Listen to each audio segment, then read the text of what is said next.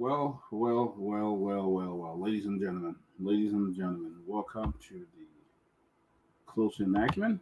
Today is uh, welcome to the closing acumen, guys. This screen is very big today.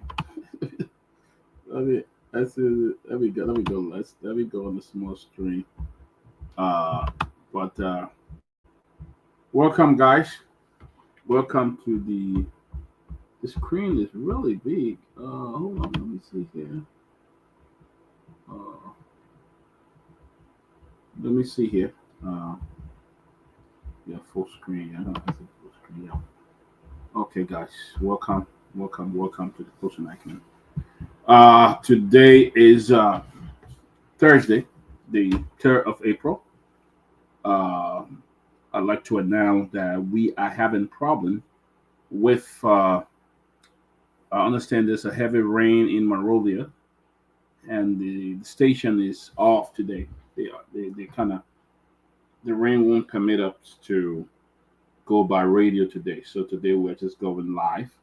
Uh, we're just going live from here. Let me see what I can reposition the screen. Uh, see what I can reposition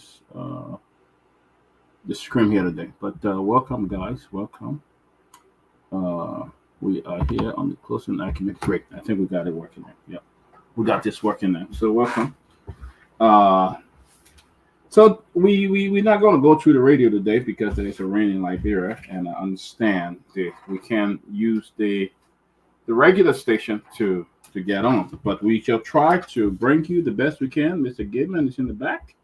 Let me get him on. Mr. Gidman, good to see you. Happy Thursday. Yeah, we're almost there. Yeah, almost there. I just went back to work today, so. Oh, okay. So you got a lot of energy. That's good.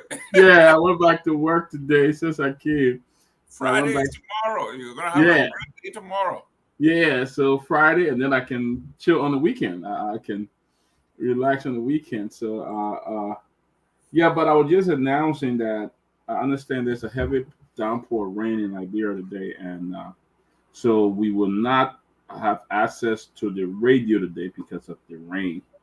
But however, we wanted to keep it going on the social media. We just didn't want to go off air today Good. because of that. But for those who can join us from Liberia, and we'd like to welcome them. I see Yamichu Mensa from Minnesota. I see Mr. White from Minnesota. He's joining. Other people are joining. So as they make their way, we'll just continue. But Mr. Gilman, how you been and what's going on, man? Well, we are just thankful. I'm grateful to you for what you're doing for our people.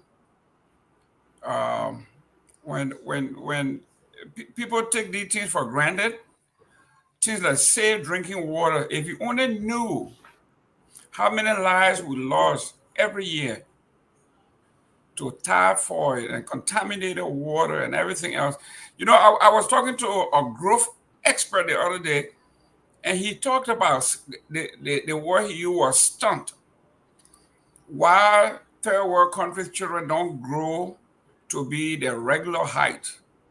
And Hmm. and nutrition, water is one of those things, and workload, early work on a farm, or putting big stuff on your head, the kid toting those things all day, okay, Yeah. on their head, and just walking the street for hours without nutrition, without the right kind of food, all of these things contribute towards stunt. I never Yeah. heard that before, but the longer we live, we learn. Yeah. So when you have time, just read up on the what causes children to be stunted. Stunting Mm. is why we are not growing. When the kids are not 6 feet tall, 7 feet tall. Yeah. All of these things contribute to them. So when I see you uh, uh, uh, digging well and giving safe drinking water, it's not cheap. Those things are not cheap. They're expensive. They're expensive. I was talking to somebody. I said, how much is going to cost a little well? He said, I mean, you talk about around $1,800 to $2,000. Yeah, that I pay a little more than that. I pay Yeah, with the coming in at digging it costs you more than almost mhm. $3,000. Yeah, You yeah. see, You know, so it's it's not for the faint of heart. And you go into a little village where there's no employment, there's no income. For right, you to say you're raised $3,000, right, it is almost impossible. So what you are doing there, I think that we should appreciate, and not only that, but on behalf of those who do not have the means of telling you mm, right, in public that they appreciate, they do, right. because you are saving lives. Children will be born, Right, and they will live a decent life. right, right. Thank you. I mean, it's something a passion that I had many years ago. And when I had the opportunity to go back home after almost 10 years, and I wanted to do something very something more sustainable, not just giving people 20, 30 bags of rice, giving people food to eat or feeding people. But I wanted to do something sustainable that the entire population, everybody can benefit within a community. And I think the best way to do it, my heart for providing clean water was just it was just something that I wanted to do. And started to work on it. Started off very small. And now we have I think counting, we have built more than 25 to 28 hand pumps in different villages. Bassa, Nima, Sano. We went as far as Kid Mount and other places. Every year, that's what I do. That's what I go there to do. But some people don't see it. The other day, somebody had written on my page and kind of shared it there. Other people like, oh, he looking for government job now. Like, why he going going all over the place and giving water? So I said, you know what, guy, just one of the guy wrote. I said, just refer to my website and see what I've been doing in the past. Very long time. Even before I even went to Spoon, I started doing the water project. That's how we were able to build a school in Orange Grove. We were able to build a That's school correct. in Yeah, Nimba and other places. I'm not this the far maybe this how far I'm going to come with politics, but I don't have any. I have a zero interest of even trying to contest any position in Liberia. I got zero interest for that, because I just feel my calling is in a different area, rather not in this is the only way I will come. But we've been doing that for the last 7, 8 years, and we have built more than 28 hand pumps in different villages and stuff like that, from Bassa to Nima to Sano, all over country. The only places we haven't really reached yet is probably Lofa and Maryland, and we are gradually getting toward the area, and stuff like that. But people have been very generous in supporting that project. We got a couple of partners who have been very generous, who support that regularly on a regular basis. So, like this year, we're able to build three different hand pumps in different oh, areas. Yeah, we're to build like three. So it really.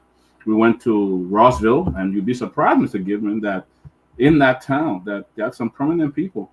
This is I mean, this is the only clean water that we built there. I mean, the neighbors, kids from the high school came up, and the village, the mayor, other people say they don't have real functioning water in that place. It was just the water that we built in there that are going to provide water for more than 4, 5, 6,000 people in that area. They're going to benefit from that pump and stuff like that. wow. Yeah. So It was I was on my way to Bassa one time to Buchanan, and one of your homeboys from Orange Grove, A.B. Williams in yeah, Atlanta, yeah. he told me, he said, my man, the work that your Bassa boy is doing over there building school. He told me Right, the school that you built there, that right, your organization built, right. and he just couldn't stop But he was saying, Ebi was also very generous. He did make a contribution to that project. He was very "Mhm, generous to that. And there was another family from Orange Grove, because it was a kindergarten school, and there was another family from Orange Grove whose mom was a principal for that kindergarten school. yes, So yeah, so they were generous too. I was surprised.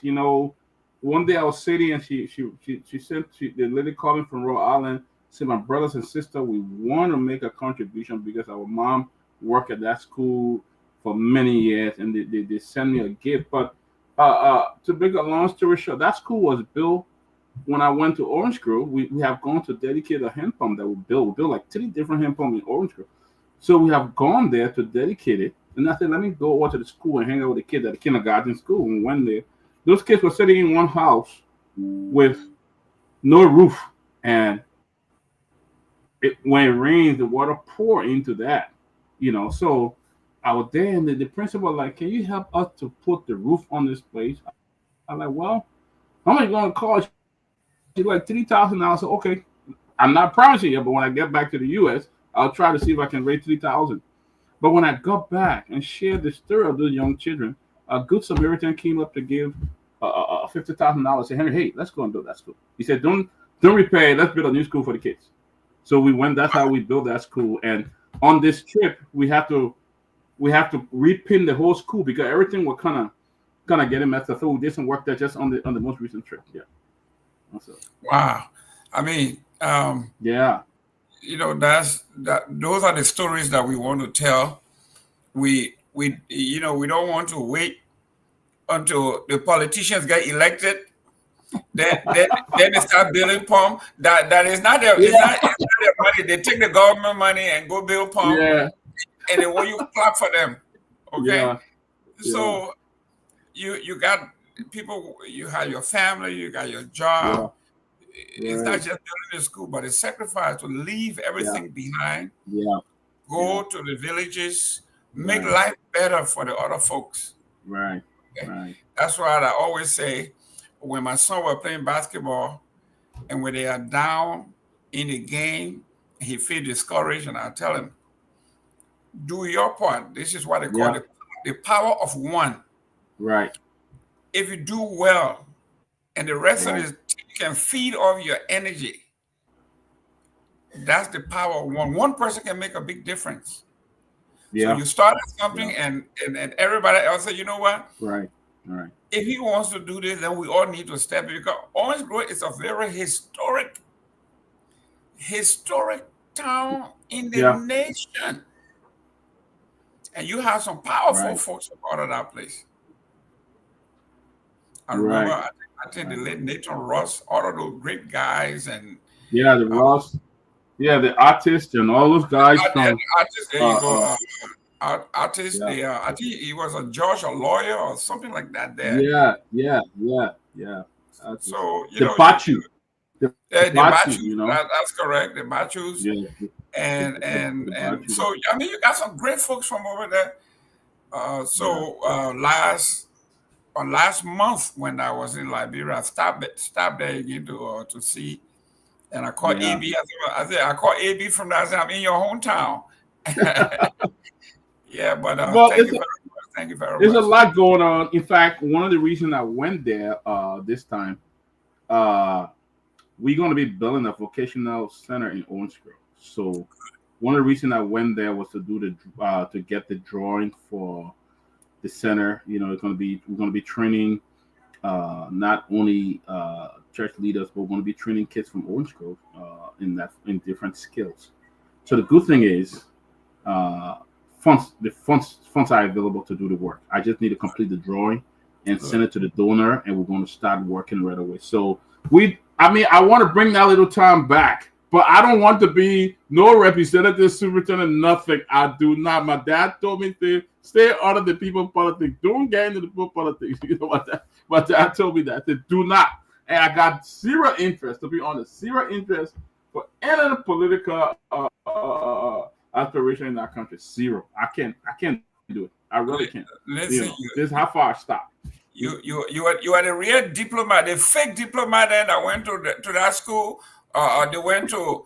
I'm not calling anybody name here, but when you push them, they get upset. They start calling you bush chicken or bush cow and all that other stuff. Yeah. I don't know what kind of school you got. Pewee, welcome, man.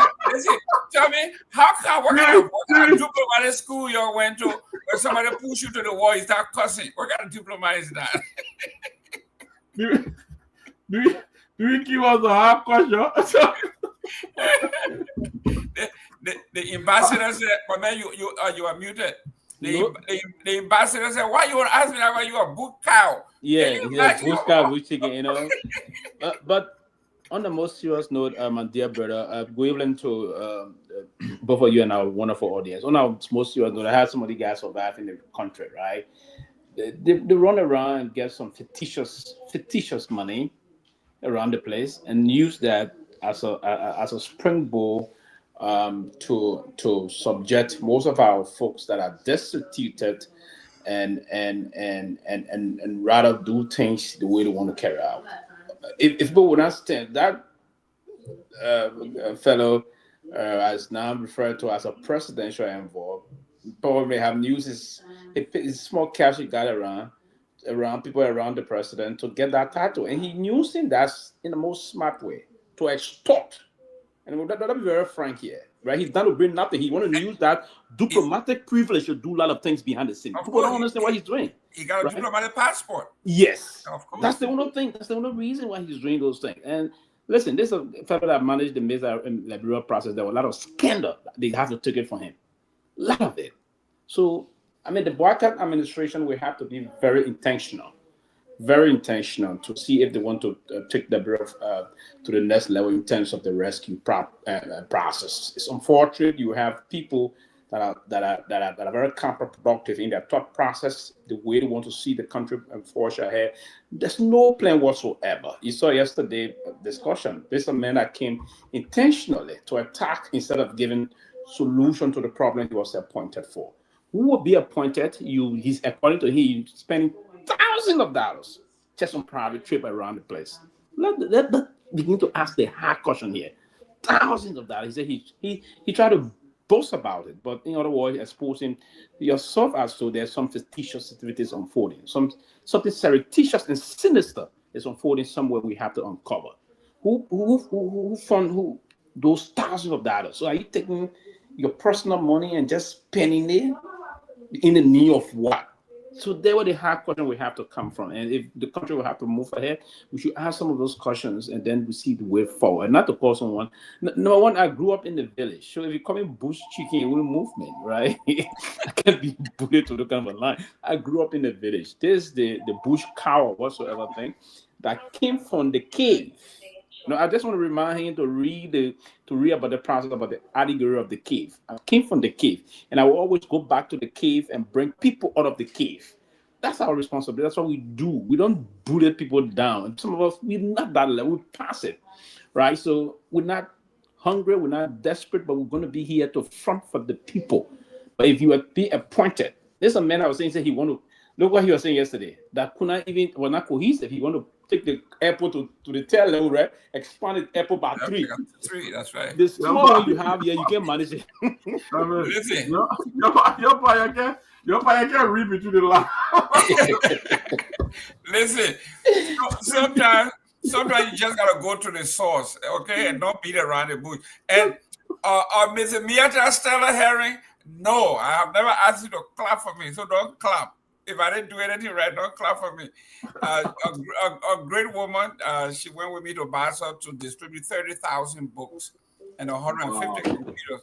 She did an excellent job, and she still does. Yes, but when you have people like Dr. Peabody, people, when they say I'm using my own resources and connection and asking people to help along, right. You listen.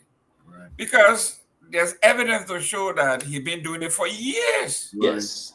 Right. And still continue to do so. Right. And then when you ask him the hard questions, he answers. Right. You get confused, like, those of us in the kind of business. If you ask me for the question, I don't have, if the answer is not readily available, I'll tell you, I'm going to find out and I will get back to you. It is not compulsory that I give you the answer on the spot, even if I don't know it. Yeah. I can always go get the answer and come back and give it to you instead of, doing some of the things guys do. It's terrible. But Peabody, I take my hat off to you. I mean, what I saw in your hometown, if we all did just one thing in our hometown, right, we will reduce unemployment in the country. Right. Because those projects you are doing in those villages, they require workforce, local workforce. Right. Jerome, I will petition you. I will petition you to be one of those to replace Bezongao. That my brother Bezongao, I'm going to. In fact, I'm calling him tonight so he can come here tomorrow. Oh yeah, but and So you bush chicken and talk to a civil man. Let me tell you the information here. That's a better pause. You know, he's my most cherished boss man I've ever worked with.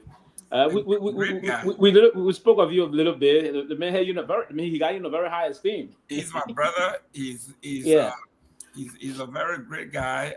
Actually, I'm calling him tonight to come on tomorrow. I mean, either tomorrow or Monday. Yeah, we'll bring him on. He's coming on. Yeah, we'll bring him on. Yeah. His dream was when he got reelected, he said, Jerome, I'm going to push for Buchanan and Grand Bassa. Say, let's start with Buchanan first. Let the city get lit. Let's get some electricity there. He been preaching this thing, and when he got elected, the first thing he said when he got installed was that. So now that we got electricity coming to Bassa, everybody now wants to take credit, okay? And like I was telling the debater yesterday, this would be plagiarism in academics. If you took somebody's work and you don't give them credit, okay? Honorable Finley says during his campaign that his number one responsibility would be to have electricity in Bassa, beginning in Buchanan. When he got installed, it was the first thing he said on the Senate floor. If I don't accomplish anything, I want to do all I can to work with this administration to see if it cannot be lit. And now we're finally seeing it, and everybody taking credit. Nobody giving him credit to say this was his idea. This is this man's dream. If he doesn't accomplish anything, this is his handiwork. Nobody's doing it. So I call Chief Tomalin, and I said, Tom, we have to bring this, we got to bring the senator on so he can come here and talk to how far the promise he made, how far he has gone and where we are, so the Bassa people can listen. So you guys get a green light, let us know so we can tell our folks in Bassa. Any day he's ready, he can come on. Any day he's ready. I mean, you know, but I think it's important because now everybody, you know, I don't know, I don't like to get into this, but there's so much. They have the Bassa group. They are a great group, the Unibor group. They have a Bassa group, but it has so many plaintiff Bassa organization, and you know, it makes it difficult to really, you know, support what you want to do or how you want to, you know, go about. But Bezongao have worked very hard. I saw him in Kentucky once with the other group.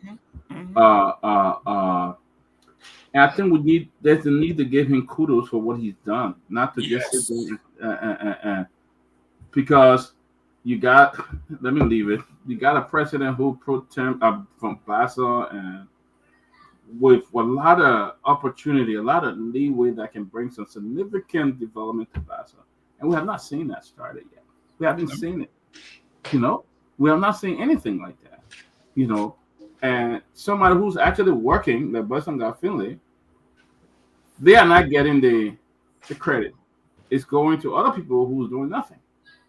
You know, that's how far I can go. It's going to other people who's not doing anything, and they're sitting there, they're way up there and stuff like that. And you know, because the last election, Western lost by just a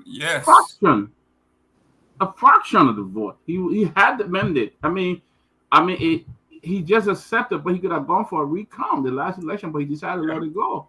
You know, so I mean, but other people are taking the glory now. The big political leader, they're using money to fund building, but do something remarkable so that the poor Bassa can say, you know what? Yes, we had this era, and that's what Bassa is doing. Because if you take electricity to Bassa becomes just like Sunny Kore or Kanta again. Pewee. Lo, who's that? Yeah, that Guar on the other side. Yeah, that and Curtis, the two brothers, Curtis Finley and the guy said, "Why you short guy go stand between those two guys?" I said to take picture, you're gonna go measure people. These are people. We are all folks from Basel fighting for the same cause. We want our county to be better. And like you said, the reason that we fight for these positions, pro tem and powerful positions like the former Secretary of State, Besogafile, with those two people in government, we should be the shining star. We should be able to bring development because that you talk about power. Yeah. Okay. So we will put the pressure on them. We are not satisfied. We're an hour and a half, hour 45 minutes from Monrovia. You can live in Buchanan and commute to work in Monrovia and go back in the evening. Yep. I mean, you if you live in the Baltimore Northeast, 2 hour commute, hour and a half commute each way is nothing. Right. It's nothing. But so that's yeah, true. go ahead. That's why I want to build my house in Orange Grove, where I can drive to Bassa, drive to Monrovia. Right. You're right. I'm 3 minutes to Firestone, and I'm 7-8 minutes to Robert International Airport, 30 minutes or 20 minutes to Monrovia. Why go live in a jam-up Monrovia place? When I can live right there and enjoy the fish from the Farmington River and swallow my little domo and stuff like that. That's correct. Pewee, where you gonna build our retirement mansion, man? Tell me. Don't tell me Foya ain't got no ocean. Foya got no ocean, man. No waterfront. No. Unfortunately, I'm not from Foya. We from the middle of it, the Zone Desert terrain. But listen, retirement, and you struck something very profound just now. You need to structure somewhere where you can have a farm. It should be somewhere situated near the major river, as Dr. Peabody just said. And you guys are a bit fortunate to have Grand Bassa County is a Buchanan. This is, if not surrounded, but Buchanan is there's a gulf there with the Atlantic Ocean. But then you have the St. John River from the other end. Right, so and then you have apart from the St. John River, you come down a little bit. We got Benson River. The Benson River is where that about Cutting Tree. Oh no, Benson River, right by the city, right. When you leave Buchanan, when you leave St. John, when you go over the St. John River Bridge, the big bridge, just before you get into Buchanan itself, you see Benson River. That's that Benson River there. Okay. Yes. Okay. So that don't forget that the Farmington River also separates Mangibi. The Farmington River separates Mangibi and Grand Bassa. And Grand Bassa, all that going around. That's the Farmington River. So unlike us, it's just regular natural rivers. It's but in the deeper part of the forest. So where we go to hunt and other things. So I'm looking forward to doing something in if I want to do some retirement line, maybe I will try to own some land because that's my next family side. In Merida County, where I can get a that's a where I can get an area near the coast. What I would do on the side of the Myean River in Lofa, deep into Yela, crossing towards the border. But yes, and that's the kind of a retirement you want to talk about, because if you retire that way, like in the evening, traditionally the traditional folks around. And then you get your power coming to you. Hey, what else you want in life? Right? Those are natural palm wine. Yes. In the evening, and particularly from the Myean River, the river that is dividing Liberia from Guinea, from that angle of Lofa, that river is infested with a lot of different kind of rich catfish, right? Different kind. They want in Loma, they call it Torgbean, all those things. Okay. Yeah. So it's a kind of an area that you retire. You get you see the ecosystem will hit you well, and a lot of even the air you breathe there. Definitely. Nothing seems to. It's difficult to even see motor vehicles, and it will take you hours to see motor vehicles. So for the gentlemen and women in the tourist industry, we are talking about real tourism now. We're not talking about pie in the sky. We're not talking about pie in the sky. Tourism. Yeah. That we call inbound tourism. Yeah. What is it? What kind of tourism? The one that made me laugh the most is health tourism. Health tourism, how? Mr. Pewee, you're a diplomat. Tell me, what does Liberia have a health tourism? Health? Maybe we're going to start making use of the zoo and body. Traditional. Maybe we'll evoke the juju thing, and so we'll tell people we got juju. Look, so people come to Liberia for Peabody, when you listen to some of these folks, there's an area to tap in. They don't want to tap into. Let's see what. Normally we look at our various Facebook pages and other things. Look at what is doing there in Patawi. Have we thought of finding someone to put good money in our place? You're going to start going to visit. When people go there to visit the place and other things, go and see what happened in Patawi. A recent, my sister visited Liberia, and she and some folks, they went to Nimba. On their way back, they stopped there. Some American folks also. And they were just like, wow, this is wonderful. Why they can't put this on? We can see this on the internet to see if there could be a pathway for many people taking a visit. Funds and investors to do 1 or 2, maybe they build like 3, 4-star or 3-star hotel around there.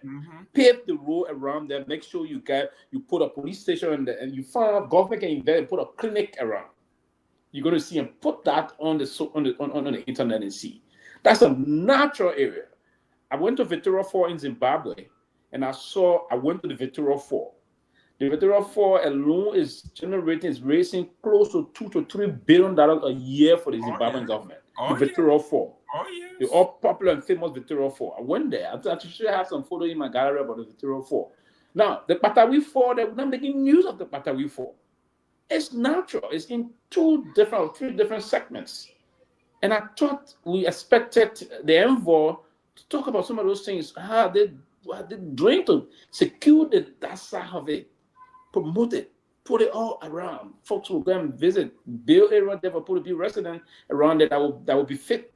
Then leaving their homes and being back in that part of the world and see things.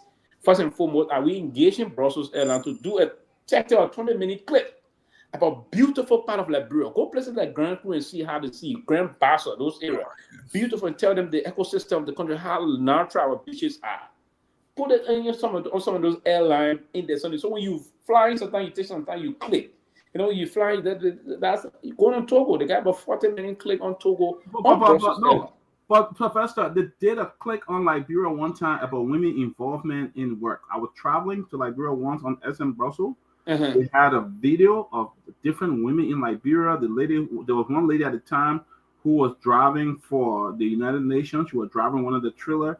They had what's the girl name? She was managing director of Firestone, or some manager at Firestone at the time. And they had that click. It was like a 10 or 15 minute click. Yeah, it was sponsored by the UN. Yeah, they had it on FM Brussels. When you click on the video, I watched that video traveling to Liberia. Pewee, what you're talking about, this is what the government should be doing. When you look at, I'm a Chelsea fan, right?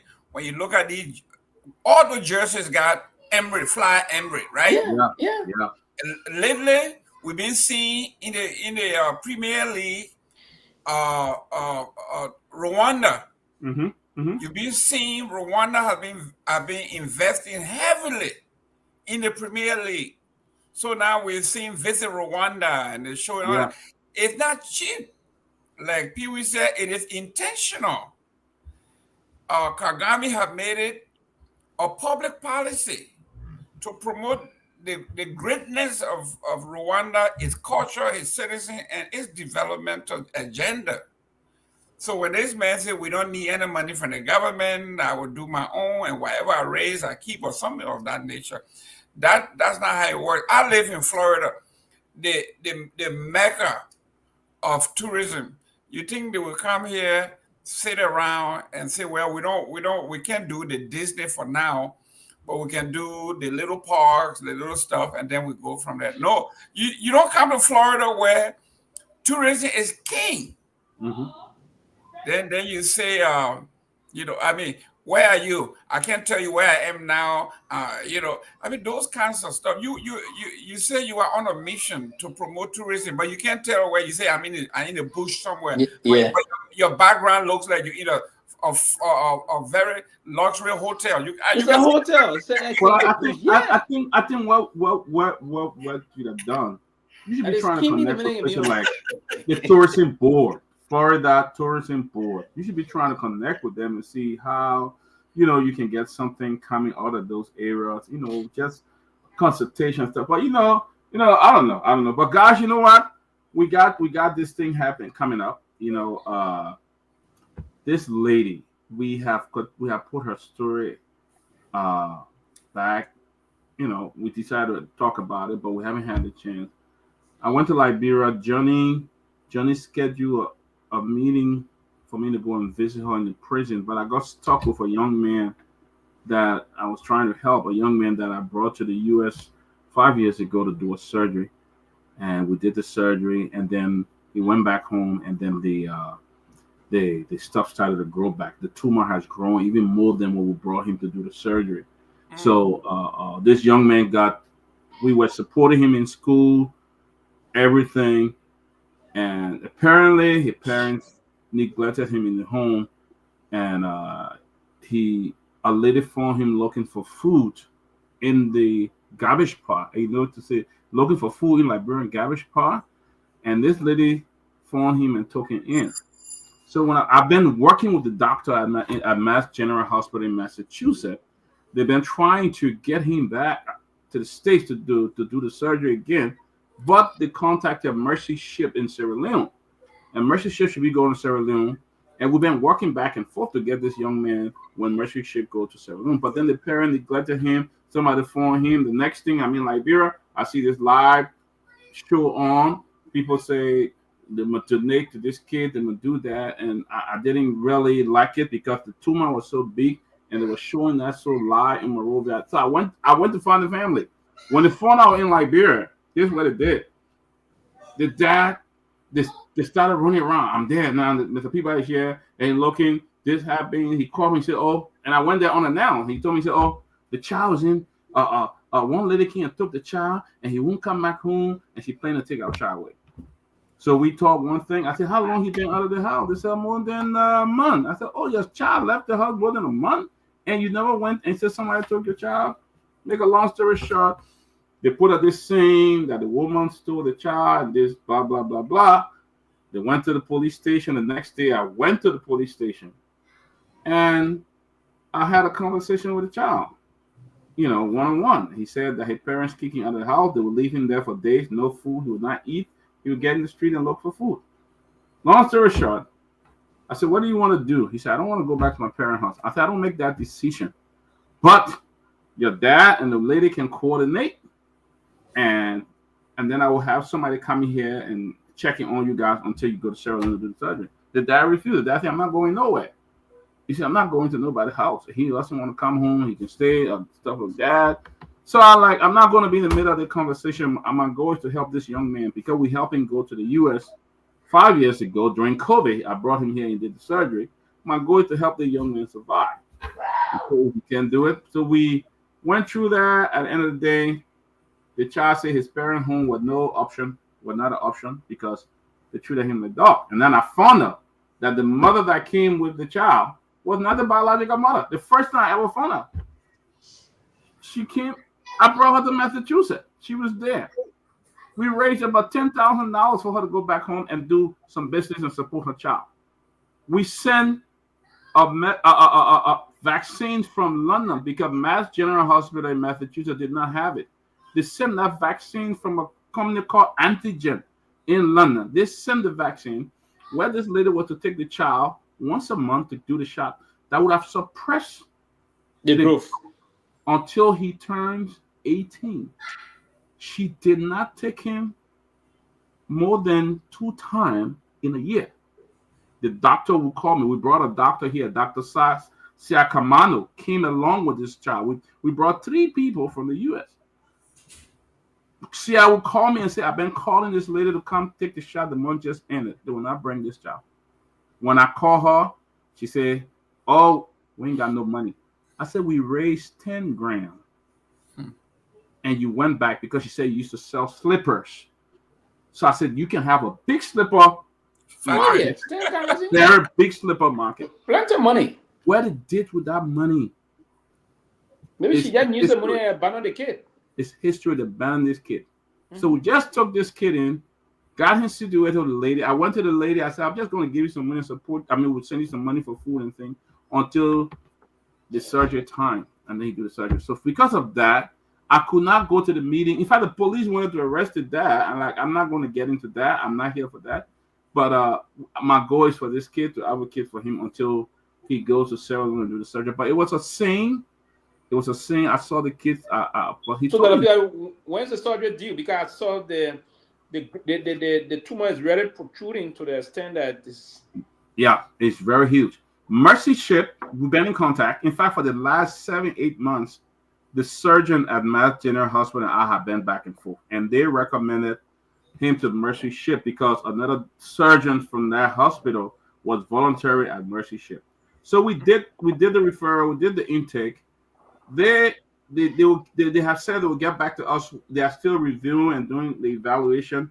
We have sent them the medical records from Mass General Hospital, and once they get ready to come to Sierra Leone, they told us to keep checking on the website.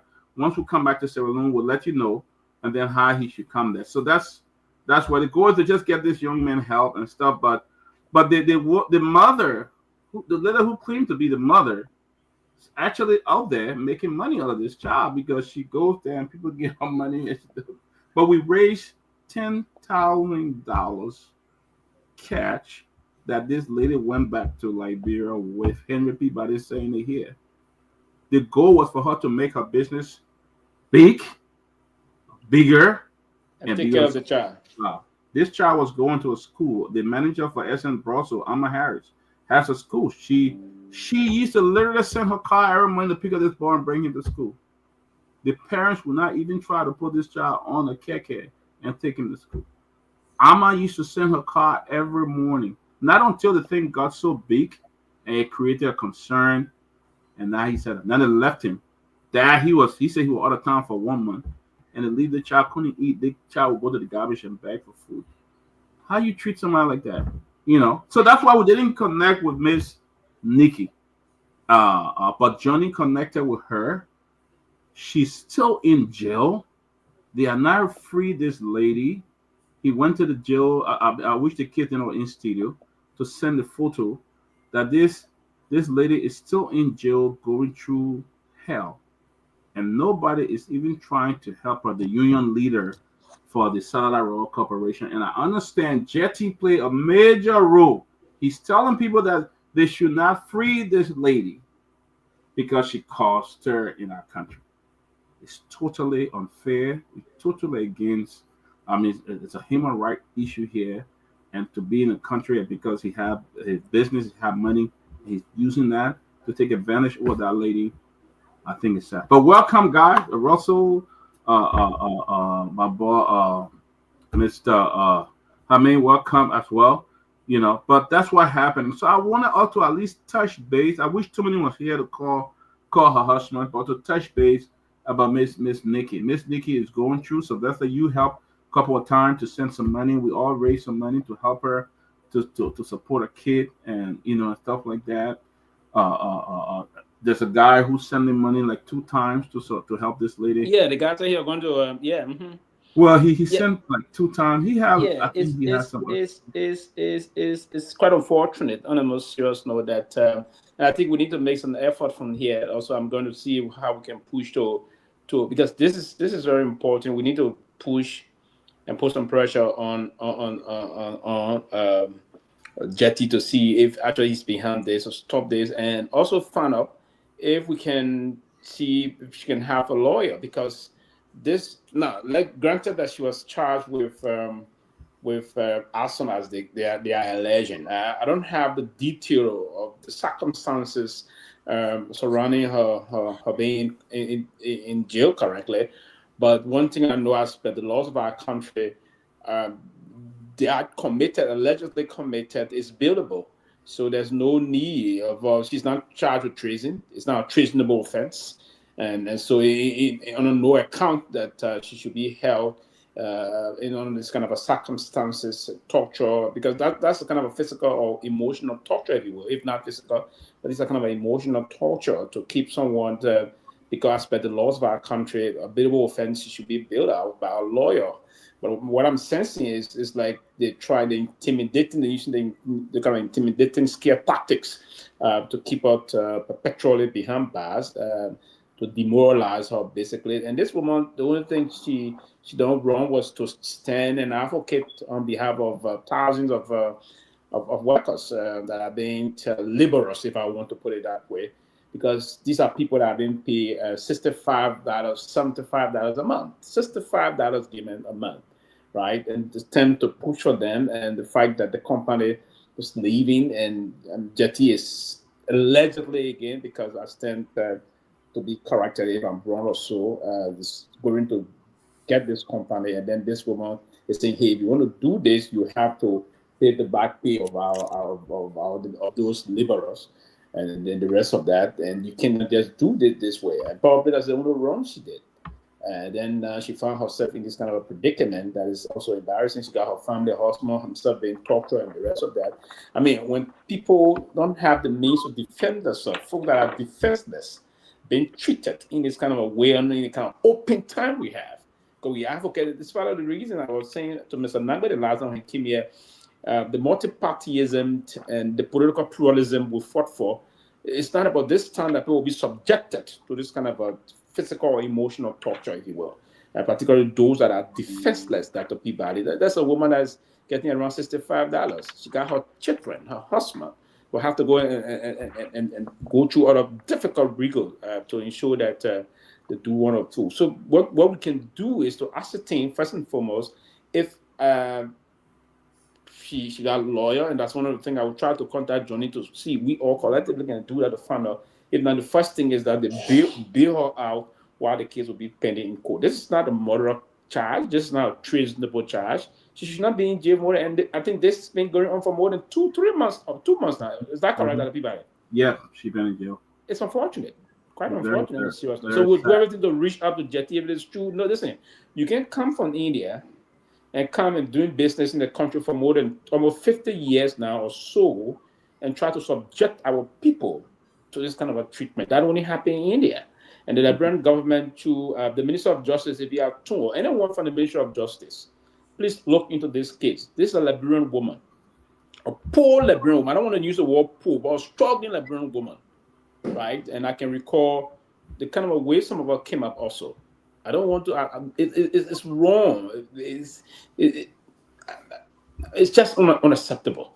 So we have to find some time and stop the time. We've been talking about this, and we have not been taking more action than the people. I think we can bring our voice to bear, and we can make some significant change in this process and make some progress between now, hopefully, and next week about this particular matter. I think we should begin to do that. I think we should plan a special show, if not tomorrow. Or tomorrow is Friday. Let commit tomorrow, Friday, to this process. And then Friday, let commit Friday to ensure that first and foremost, we establish that her right, because the due process of law have to be brought to bear here. Her right to justice have to be brought to bear. So we face that first and foremost, and we expedite the process of her release on bail, while we're looking forward to the litigation process unfolding. I think that why I was tough for now on this particular matter. All right, guys, welcome everybody. Anybody, Mr. Gibman want to touch in? Then we go to Safiq, Mr. Safanic. We'll go to him, and then Julius, and then Robert. But welcome everybody, man. I don't know whether you guys been following this story regarding Miss Mary Nikki Bama.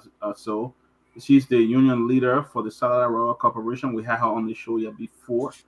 And they recently arrested her, and she had been in jail almost 3 months, and there's no release for her, and I should have visited her in jail this week, but I just did not have the chance because I was running after another emergency. And but our one of our panelists here, Johnny, had been visiting with her. He even sent me a photo. I mean, if the kids were back there, I would have sent it for them to even put it on. But it's a serious situation. It's a very serious situation. So if you guys want to weigh in, before we move on, that'll be fine. Yeah, I think Russell came. So he in that order. Okay. Mr. Russell, I yield. Go ahead. No, thank you, and good being here again. Like to say hi to all of the listeners out there and the viewers out there. So, just want to jump into the debate and the conversation. I don't have much to add uh, to the topic at hand, Dr. Peabody. So I will just pass it on to whoever is next. Is that Okay. Siddiqui, you want to come in? You want to come in? Actually, I came in when you Okay. were already talking, but generally, I just wanted to speak from a general scheme of things. I think justice, the delivery of justice in our country, is unfortunate that in its 21st century continue to be a challenge. I mean, these issues we saw evolving with the countries since independence and up to now, people in different parts of the country, that lady, her own situation is now being highlighted on places that close an argument, eventually may have their attention. But the access to justice around the country, I mean, especially outside of the spotlights, outside of the talking points in the media, it still continue a major challenge for our people. And I would think that as we desire to make progress in terms of uh, our country, I think those are areas that fundamentally we must revisit and pay serious attention to. So I think it has become a norm. It has become a culture where justice is only available, particularly to those who are the influence and those who are the haves. So we think that's a serious issue Liberia need to pay attention to as well if we will make any progress. Justice must be available to all persons, regardless of status, regardless of wealth and everything.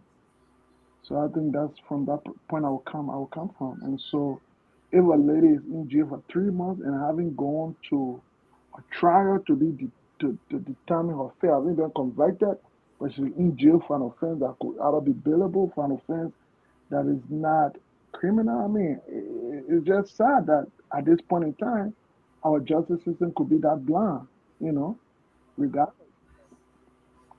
of whether it was guilty or, but the fact that you will keep somebody in jail for that length of time without even going through a court process alone, that alone tells you where we are.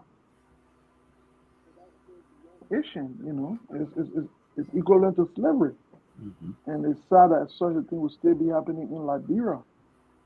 I hope it can awaken our own conscience as a people, as a government, and all of us to pay attention to that aspect of our governance process.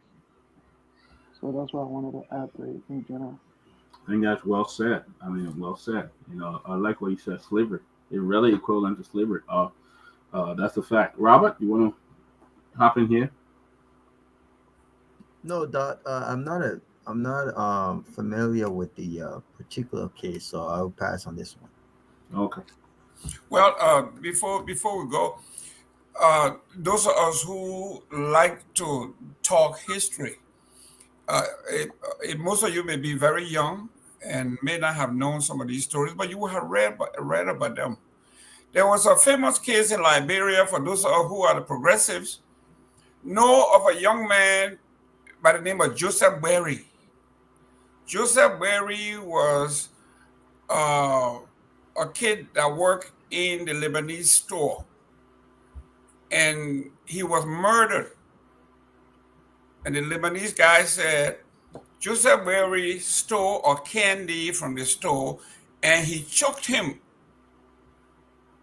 And he told Joseph Pewee to spit the candy out. And he said Joseph Pewee wouldn't do it. He choked him to death. And the whole nation was outraged.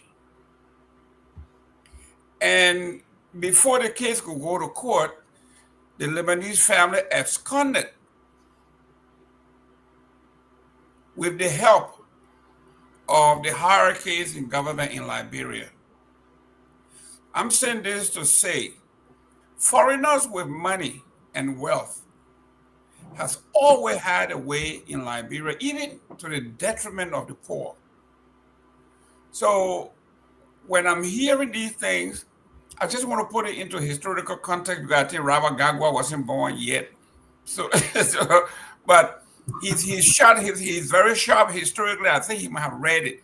Hamed, I think you might have heard about it. Pewee, if you were around, but then we all heard about Joseph Berry. That is a very, very famous case in Liberia. A young man that was killed by the Lebanese. And because the Lebanese family had clout and wealth, they were able to escape under the darkness of that thick fog in Liberia. And here we are again, another wealthy, rich, connected foreigner claimed that a Liberian burned part of his property or started a fire. How did he make that connection that she did it? Well, most people say because she was inciting folks to protest and do this and that. So it may be her. That's the pretext. So I want to take off my hat to the closing argument for digging up and backing this. We are not saying she's innocent, but we are not saying she's guilty either. The pillar of the Liberian democracy is the process, due process of law. And Mr. Pewee, close on this one here, because when it comes to the due process, the process, like the Supreme Court just said, whoever you are, because the Constitution does not spell out what is majority, it's not in our Constitution, so there's no such thing as a majority bloc. And any majority can have the right to remove their speaker, but there's a process. You cannot circumvent the process. Due process of law is the pillar that holds us together. You cannot just grab somebody, put them in jail until the accuser allows her or him to get out. That's wrong. And I want to take off my hat to you guys for flagging this. Thank you. All right, guys. Welcome. That if you allow me just 1 minute, I don't, like I said, I don't know the details of the case, but with regards to how Liberians are treated in their own country, I don't think that is news to us, right? We can reference multiple cases where foreigners have come to Liberia, mistreated our people, and the justice system that is ran by one of us, that is ran by all of us, have under most circumstances supported the foreigner. I mean, recently a young lady, I forgot the girl's name, but a white man who came to Liberia as a missionary took advantage of a young lady and nearly killed her. That case was in court, and the judge, basically let him go free and flew back to the U.S. I think all of us are aware of the Myean case where Kehleboe ran over 19 schools with the government, right? Had a boyfriend who was a Liberian, there were no proper leadership structure in place to protect those young girls. And many of those young girls were brought into the school to prevent them from being raped, to prevent them from being hurt. And they came right into that trap where they were hurt. Multiple young girls were raped and abused. And this organization made millions of dollars internationally. We all know about this story. What became of that case? Nothing. The board ended up approving the school shut a few years ago, and that was the end of it. These girls did not get any compensation. Uh, uh, this is something that's going to traumatize them for the rest of their lives.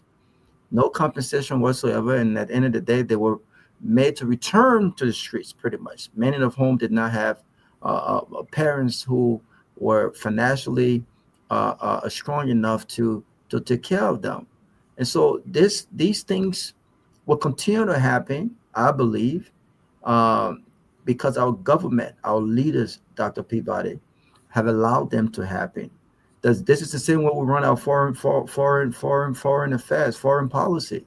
We're more interested in what our allies' positions are as opposed to what interests the Liberian people, right?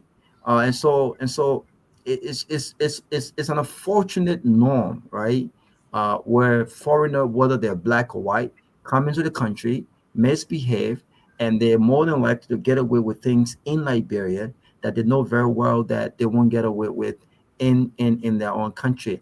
If that more than means a crime were to be committed in this country, we know the kind of money in civil lawsuits and criminal accountability that would have happened. But in Liberia, it goes like nothing. So it's unfortunate. I wish the young lady all the best of luck, but unfortunately, she's in a situation where her people don't really care about her. All right, thank you, guys. Let me ask this question. They've been concerned that the First Lady of the Republic of Liberia, they have not seen her in action for a while. Do you guys know what's going on?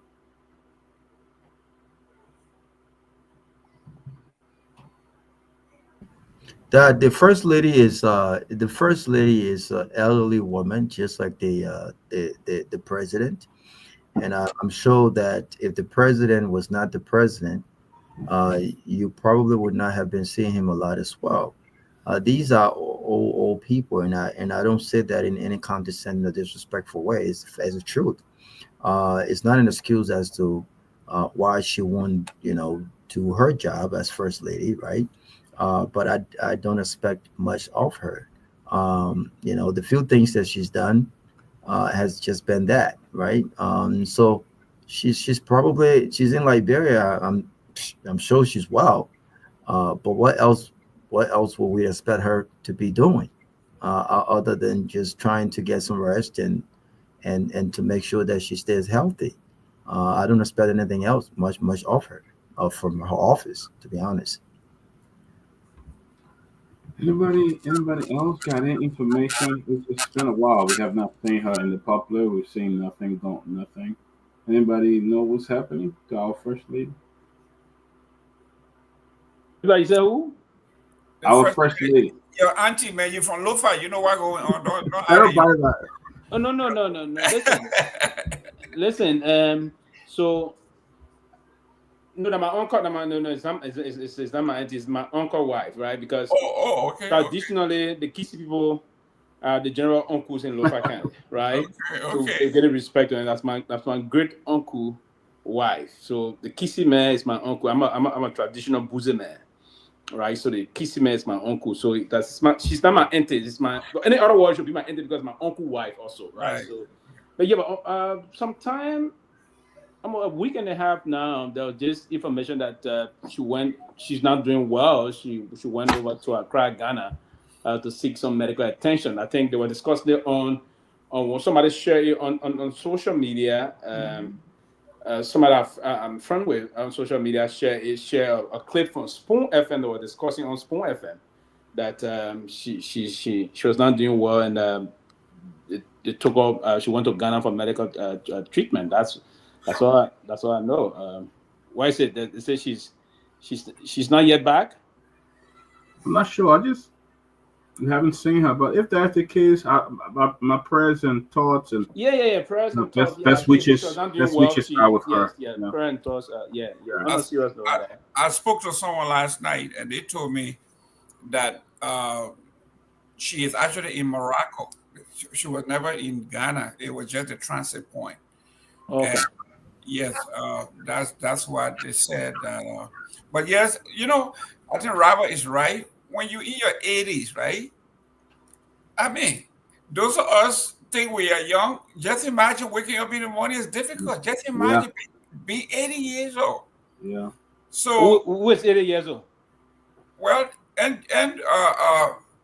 well, there was an Islamic scholar here that says the name Boyka derived from Abu Bakr. So, if I want to be respectful to Joseph Boyka, I should call him fully Abu Bakr. So, if your uncle Abu Bakr said he's 80, I want to believe his wife is either 80 or 79, something like No, that. no, no, no, no, no. He's seeing. I think he's seeing and his boys. She's not. She's not 80 yet. No. Okay, but he's 80, so I want to Yeah, believe. he's 80. Yeah.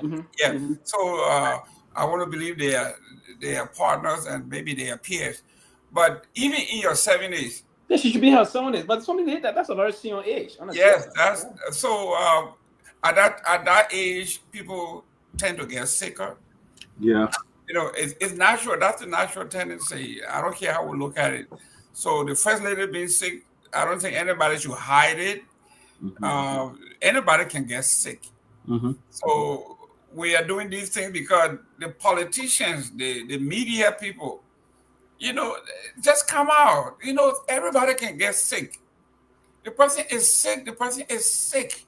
There's no way to go around it. I mean, they said the president had to leave the country, okay, on a darkness. And then when finally they were plagued, then he had to say he had to go see his wife in Ghana because she was sick.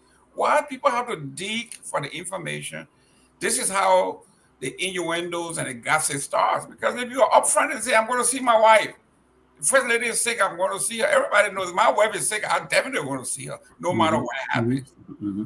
So, but Gimma, you don't think folks trying to just politicize this process or something? And that's the unfortunate thing about us. We politicize every damn thing, right? So, and people try to just politicize this thing, right? And they will prevent one on the cover of that. I don't think those things happen. They just try to politicize it. That's Liberia, and we are so insensitive, and we don't even know when to talk politics.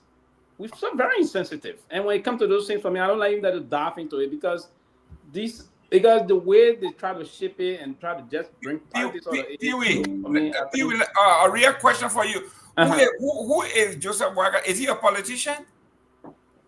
You asking me? Yeah, is Joseph Boyka a politician? But I want you to answer the question you asked me. The reason I'm asking, if a preacher, he's ordained, he's supposed to be a preacher. Everything he does, it has something to do with preaching. If you are a politician, your career is politics. He's a deacon. He's a deacon. No, he's a deacon in the Alpha Baptist Church. I understand, but when you are a politician, everything around you is about politics. No, I understand. But what I'm saying to you can't say the man is a medical doctor. He practicing medicine. He doing medicine. That's his job. Yeah, I agree. What I'm saying to you and myself, we should not politicize everything. Something that should not be. The nature we want to tell me to do because they agree. I can come down with Helly. You will come down with Helly and other things. It may not be bonpo of that kind of a half structure. If anything is unfolding, we tend to do it. But the thing I would discuss in the kind of life, I hear that the first lady is sick, or even the president is sick, or whosoever, God forbid, the first thing I would say is best wishes instead of trying to police. If somebody even on the cover of that and do best wishes, Madam First Lady, wish you speedy recuperation and the nation move. We are in thoughts and prayer with you. Then someone saying someone left on the shield of darkness and the rest of that. No, it's not the kind of politics. I'm going from. That's all. But I concur. But my thing is, I am taken aback by the fact that the country should not, Dr. Peabody and others, all of us should not be asking the whereabouts of the first lady. There's nothing wrong with being sick. The issue is that I think those who are in the care of the I think that both the president and the first lady have politicized illness, right, unnecessarily. We all know that they are older people. We all know that they get sick. By the way, we all get sick. But when the president is ill, when the first lady is ill and out of the country, I think it's important that the country knows that there should be a statement from the first lady's office that she's seeking medical attention, be it in Morocco, they don't have to go in details as to, the issues, but the country should be aware that the first lady has traveled outside of the country on medical attention. The fact that they was secretly, get out Liberia, and people are asking where is the first lady. I don't think that transparency. If the president is sick and the president needs to be out the country for medical support, we should know that. There'll be lots of questions about why is the first lady seeking medical attention away from Liberia, which raises questions about the quality of our own healthcare. That's the political side of it, and people have the right to say, listen, I don't think that the president or the first lady should be going outside the country for medical attention when mothers her age are dying of possibly similar illnesses. Those are valid conversations we can have, but I don't think it negate the fact that, or that we should know the first lady is in that position because the people entrusted the country in the hands of her husband. She is, we should know where she's at. We should know where she's at. That's all I'm saying. I mean, I don't want her to be sick. I wish her well, speedy recovery. Great. But why do they have to secretly hide this stuff? Why should we not know that she's out on medical attention, Sylvester? So no. So the question, I mean, don't be asking me this question. Is the whole process? Are they doing it Is this surreptitious? Yes. No, that's what I'm saying. So it is if they are doing it in a kind of most surreptitious way, because no one knows. No one then knows. that is unfortunate. But you struck a very important point. Let's welcome our only female here. You struck an important point by saying the level of how the people politicize it by saying, hey, if the first lady is moving out to seek medical attention outside the country, while our mothers, grandmothers seeing the country, that's a valid point. On a serious note, and that's part of the reason why our husband pushed to say he come to rescue the country. Part of the rescue agenda was to improve in our health sectors. Like, for instance, the JFK should have been admitted in the JFK, or the 14 military hospital, or the Emory Hospital in Peabody, and the rest of that. From that perspective, it's good. But I didn't know they're trying to do it like a zoo business on a cover thing. If it is done that way, it's unfortunate. And now that the president is not well, because our medical facility is not good, she went out for medical treatment. Tell the people that. I said, okay, we will have to improve the medical. I mean, if you would communicate that way with the Liberian people, you will have mitigated a lot of things instead of hiding. I don't know the doing Jumoku way on a serious note. That's not the intent was not to. Sorry, but I thought we shouldn't politicize in terms of when someone is sick. It shouldn't be deeply politicized. But if they created the scene, then the public would have to go and discuss that. Let me welcome our only female panelist here, Ms. Grace Guar, and the national chairman for the CMC party. Welcome, Ms. Grace. Welcome, Grace. Let me join back to Peabody. She's not just Miss Grace.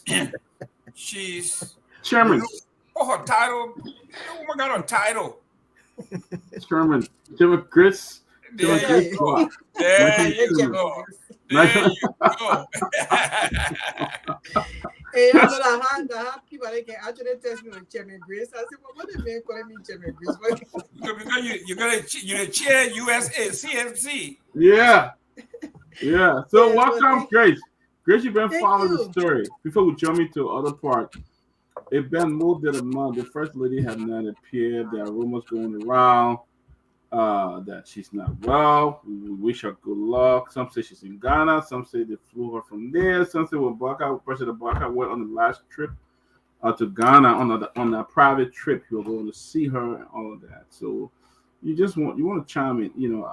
I don't know what's going on, but at least the Liberian people who are folding the bill of the first lady should be made aware of what's going on, that she's not well and she traveled to the country. That's pretty much stuff like that. Thanks, guys, for being here. I would like to say it's a pleasure always to be among you guys. CMC is moving strong, USA diaspora, and I hope you guys can hit me up if you want to be a part of us, and so I can vet you and bring you on. But concerning the first lady, the role of the first lady office is very, very important.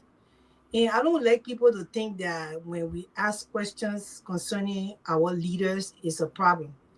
In any civilized country, you're supposed to make sure that the information is going out to the people so they can know what's going on. But Katumu Baka is MIA. I mean, the woman cannot be seen anywhere. Nobody knows where she is. She hasn't spoken in months, or maybe it's not maybe few weeks. Let's say 6 weeks straight. Nobody have heard from the first lady. And the office is very crucial when it comes to the presidency. The first lady office is crucial. This woman is supposed to be out here with a public engagement, engaging the market women, advocating with women. Look at what happened with the Miss Liberia or saga that's out here. She's supposed to be able to engage that, find out what really going on. Maybe her office try to even mentor that young lady because she went, on the left, doing something that's not representing the country. It has to do with country, so she has to be a part. This one's supposed to be supporting the president. The last time they said she wanted to support businesses, he wanted to support a business, and she was nowhere to be found. She's supposed to be even heading dinners. You remember when we were growing up, Petra Toba? How she carried herself poised. So if we don't see the first lady, it's our right to ask about the first lady. It's nothing politics. Prince William, UK, the King of London, the Prince, one of them, his wife had cancer. They had to come out to the public and make a real statement about a kid that she was not well. She was going through a treatment for cancer, and that's why she was missing. Even the great United States and the great United Kingdom, they made a whole facade with the thing that the kid was missing. They was not seeing her. The people talk about it. The media talk about it consistently until the people had to come and say, oh, kid is going through. She was diagnosed with cancer and this and that. The other, she had to write for her sick bed to tell the people that, she was responding to treatment. That's how a normal situation in a society is. This is nothing about politics. We need to know our first lady, where she is, what is going on with her.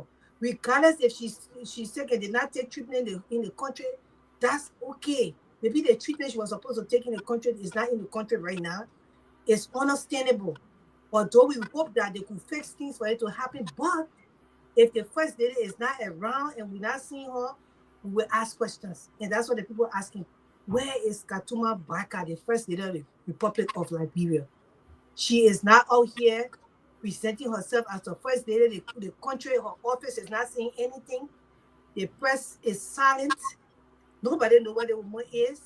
The media is not telling us anything. The media with the government now, LBS, all those people, they are not seeing anything. It's like a secret. Why is it everything a secret with this country? The government officials, they refuse to talk to the media. They don't want to talk. They feel pompous. You ask for the first lady, they say, oh, no, don't ask for the first lady. Then why are you in power? Because when you're in power, the people will ask for you. They want to know what's going on. They want to know what you're doing. They will criticize you. They will talk when something is not right. So to the government of Liberia and to the first lady's office, we are hoping that you will make a statement. Katuma Baka is missing. We, the Liberians, are worried. The women of Liberia want to know what's going on with Katuma Baka so they can keep her in prayers. If she is sick, if not, if anything else, we need to tell the public. Thank you. All right, let's hear from Sidiki, and then we will Anthony here, and then we'll go on to the next topic. There's one story that is coming up with one of the representatives who I think summoned the police director for either stopping him, but I'll read the whole story to you guys after. But let the guy chime in. Then from there on the first lady action from the public.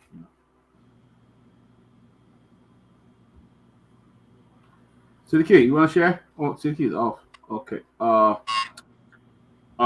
ahead, Anthony. Good evening, everyone. It's good to be back, and good evening to our follower listeners on the radio as well. It is unofficial. I overheard that the first lady was seeking treatment in Ghana. I'm not a government spokesperson, but that's what I heard for over 6 weeks. Something in that line. But I'm not a government spokesperson. Everybody knows that. And damn, for over 6 weeks? Yeah, about 6 weeks, thereabout. Jesus Christ. Yep, in Ghana. So that's how long it has been. and the first lady has not been feeling well. But I'm not an official spokesperson, but the person who said this is actually close to the administration. So until the administration can announce that publicly, that's just my understanding of the whole situation. Well, Doc, before you move on, there was a radio show that made that question why the president was leaving the country on a darkness. Somebody saw the charter flight leave, and then Kula Fofana had to come public to address the nation that the president didn't abscond, the president didn't just leave. He left. It was an emergency. His wife is sick, and he went to visit the first lady. So that was public. The presidential press secretary addressed that directly. That yes, the president did leave, but it was impromptu. He had to leave. He left to go and see his wife. She's getting medical attention in Ghana. So this was not innuendo. It wasn't gossip. This is what Kula Fofana addressed the nation about 6 weeks ago. Thank you. Wow. Thank you, Mr. Gimmer. I didn't see that press conference, but at least Yes. you're saying something. Yes. All right, guys. Let's move on. Yeah, I wanted to make a point, Henry. Before they addressed that to say the president was leaving, it was the right thing for them to do to also say when the first lady was sick. So when the president had left, the people are not going to be too concerned knowing that he's going to visit his wife. So the first lady office still need to speak to the public what is really going on with the first lady. Yeah, I think those things are not secret. Like Ben always say, people don't get pregnant from the back; they get pregnant from the front. And, and when those you can hide it all you can, but then it's gonna come up one day. And sure, I think the Liberian people should know what's going on because they are putting this bill of the first lady, medical bills and everything, the taxpayer, and it's important to just let them know. But our thoughts. Anybody want to share something? Siddiqui, want to share something before we move on? Our prayers and thoughts and best wishes with the first lady. So. I think enough has been said about that. Many of which I do agree. If it is the case that the government has announced that she wasn't feeling too well, she of course can be a grandmother. So all we can do is to extend speedy recovery and wish that she's well. In this regard, that's I think the most I can comment on. But it draws an important point when it comes to the issue of our health sector, not necessarily about the first lady being sick, but it just draws an important point to our health sector, which continues to be a challenge. The other day I was reading about a story where it says a guy, I think with some colleague last name or so, was perpetrating to be a doctor, and to the extent that he carried on operation on somebody. I mean, that's carry on operation. I think the person either died or so for which he's being charged down for manslaughter or something like that. That's how vulnerable that sector is, So, of course, in the context of our general health sector, is something that will require a complete commitment, intent from government in addressing that, and all of us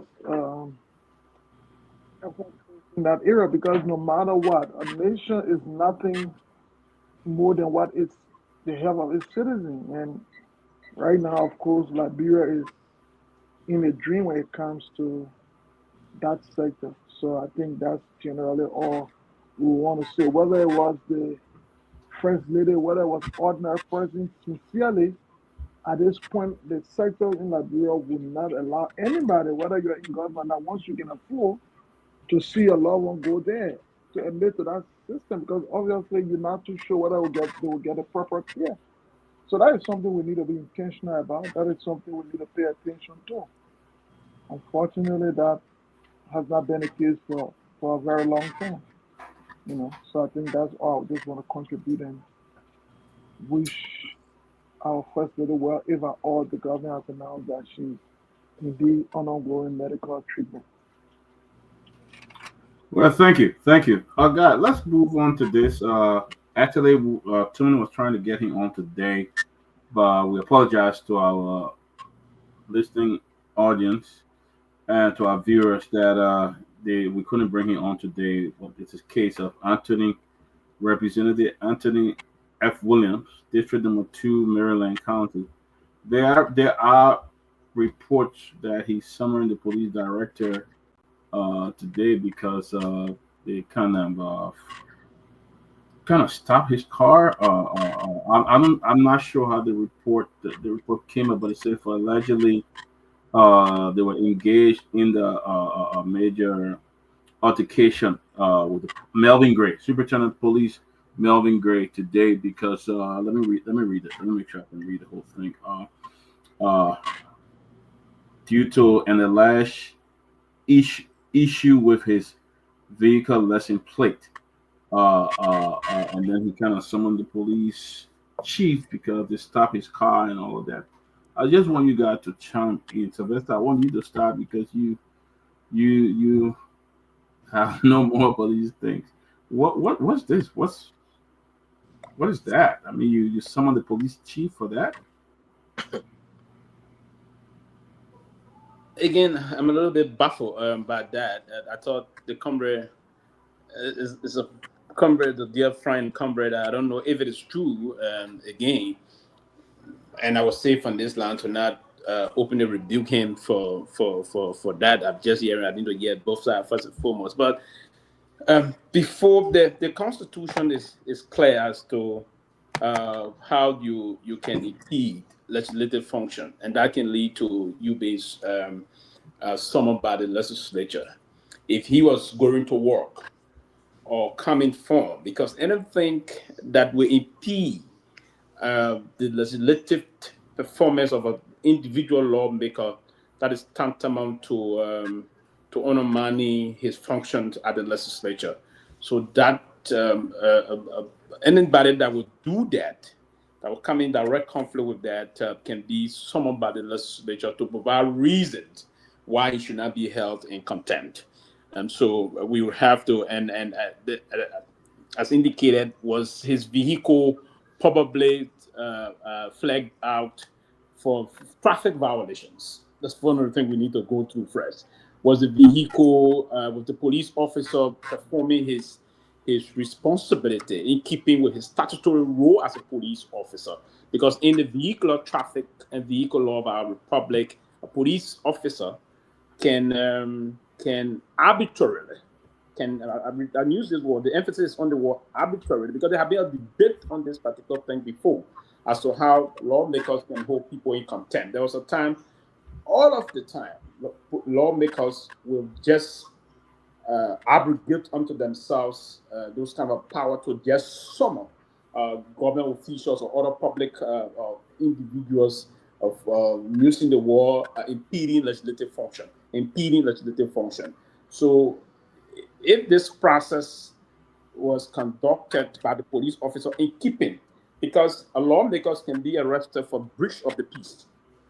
It's clear. It's clear. It can be arrested for breach of the peace. So if this vehicle or whosoever that was conducting the vehicle, meaning driving the vehicle, the chauffeur on that vehicle violated the rule of the traffic, the police officer got the right to pull him over.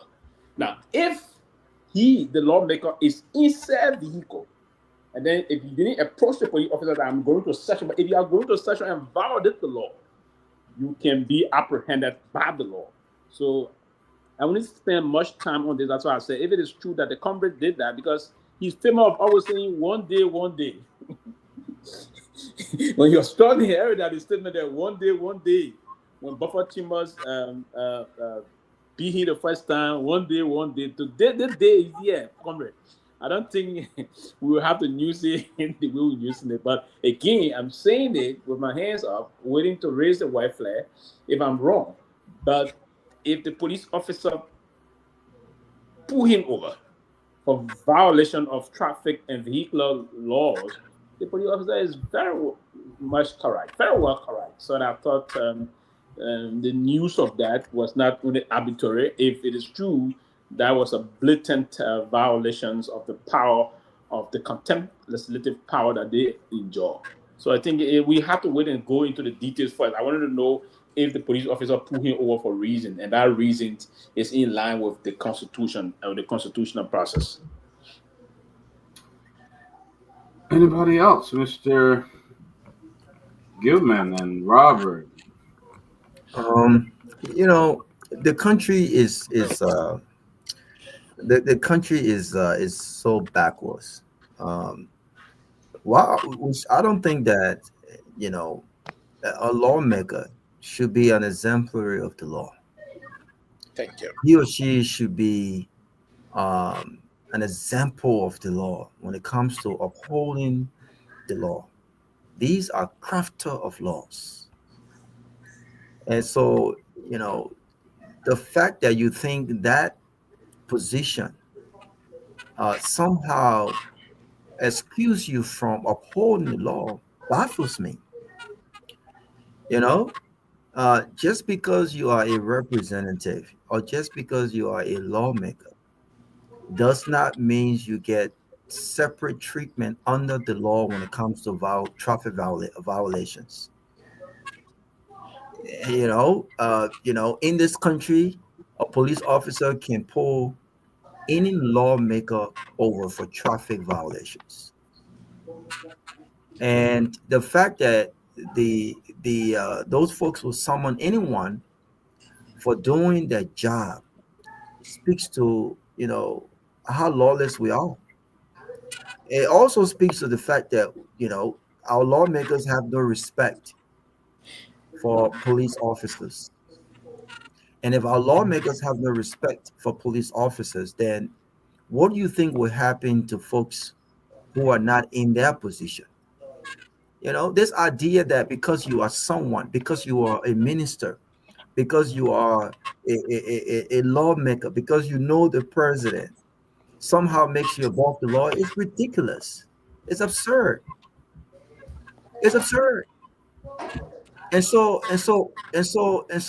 you know, if I was that police officer, I think it's time we really start taking serious actions against our elected and appointed officials in Liberia.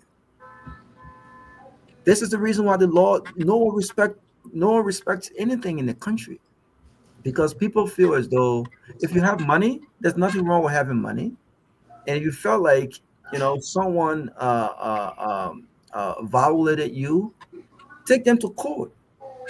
Use your money, get a lawyer, and let that person represent you.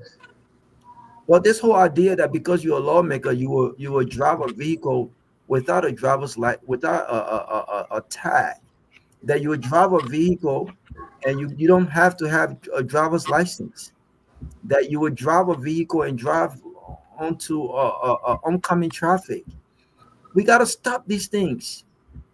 These lawmakers should be an example of the law, how they conduct themselves, you know, because people are looking up to them. Our young boys and our young girls are looking up to these people, not just them. People who have the public space, people who have platforms, people who are supposed to people are looking up to us. So you can't. I would be ashamed if I were to be driving a vehicle and a police officer pulled me over, and I didn't have the requisite documentation. If I need to get a ticket, I'll get a ticket. Go to court, pay the fine. But because they're a lawmaker, do you know who I am? I'm a lawmaker. Why? How dare you pull me over? How dare you give me a ticket? Because you broke the damn law. That's why.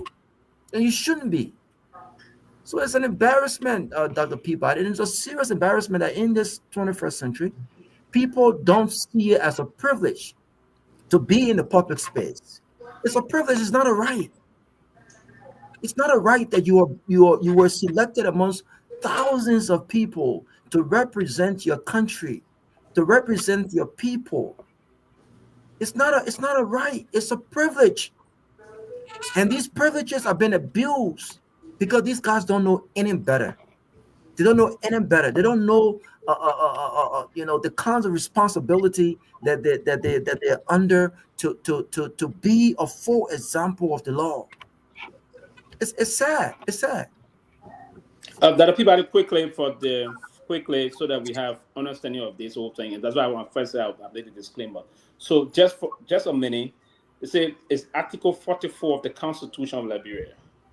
Contempt of the legislature.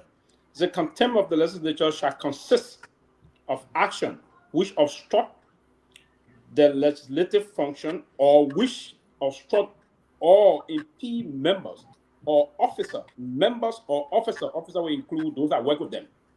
Member or officer of the legislature in the discharge of their legislative duties and may be punished by the house concerned by reasonable sanction after a hearing consistent with the due process of law.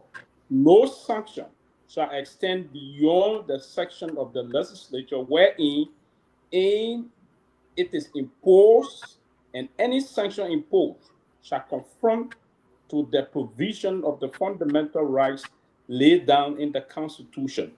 Now, dispute, something Rawa said, dispute between legislators and non-member, which is properly cognizable in the court, shall not be heard in the legislative chambers. Meaning, confusion between a lawmaker and non-member, that should not come within the process of contempt of the legislature. They should go to court and adjudicate that matter. I'm glad you said that word because I was waiting to say. But thank you. Now I'm glad you made that clarification because I was going to speak. It's not me making it. It's the Constitution of the Republic of Liberia. So the fact that so it's wrong. They right. Use it. So the fact that they even summoned this guy also shows that it exposes the fact that these guys don't even know their job.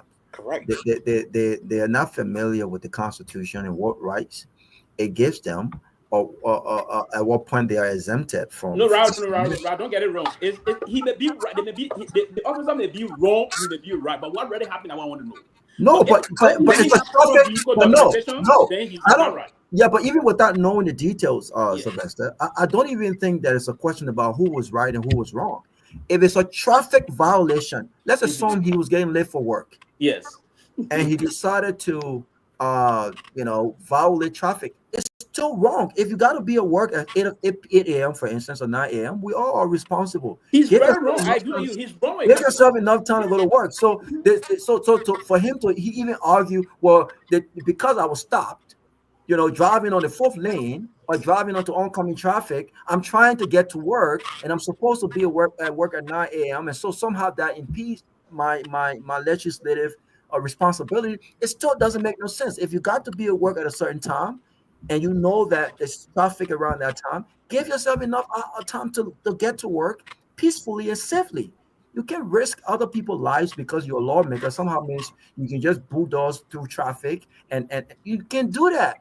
So from our indications here, he's wrong.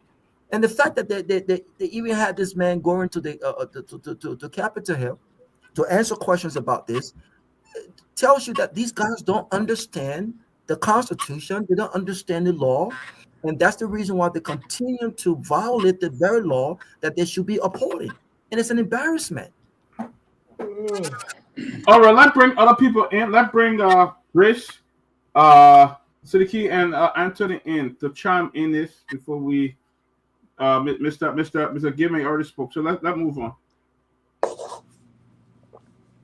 Great. Well, no one's above the law. So that's the same reason why we're having the issue that we have in the House of Representatives right now, because the groups are divided because of the same law. So no one's above the law. Now, I don't know why he was stopped. So maybe he feels that maybe the police violated him. That's why he took them. That's why they summoned the police to whatsoever. But at the same time, if it's traffic and he violated the law while in traffic, at that time they look at him as a regular citizen. He is a regular citizen and they will arrest him because of that. So, no one's above the law until Liberian government officials start to learn that no one's above the law. When you commit a crime, if you commit a violation, you are supposed to be arrested or you are supposed to be getting tickets. So the police were doing the right thing at that point in time if there was a violation committed. So I hope that they will resolve this so they can send a message, because sometimes when we travel to Liberia, we in the traffic, especially in that sinkhole, the people coming, the government official then taking the other lane that you know, the opposite lane, and people's lives are at risk when they do that. So they're not supposed to be doing those things. That's my take on it. So you keep coming, and then let's go to Anthony.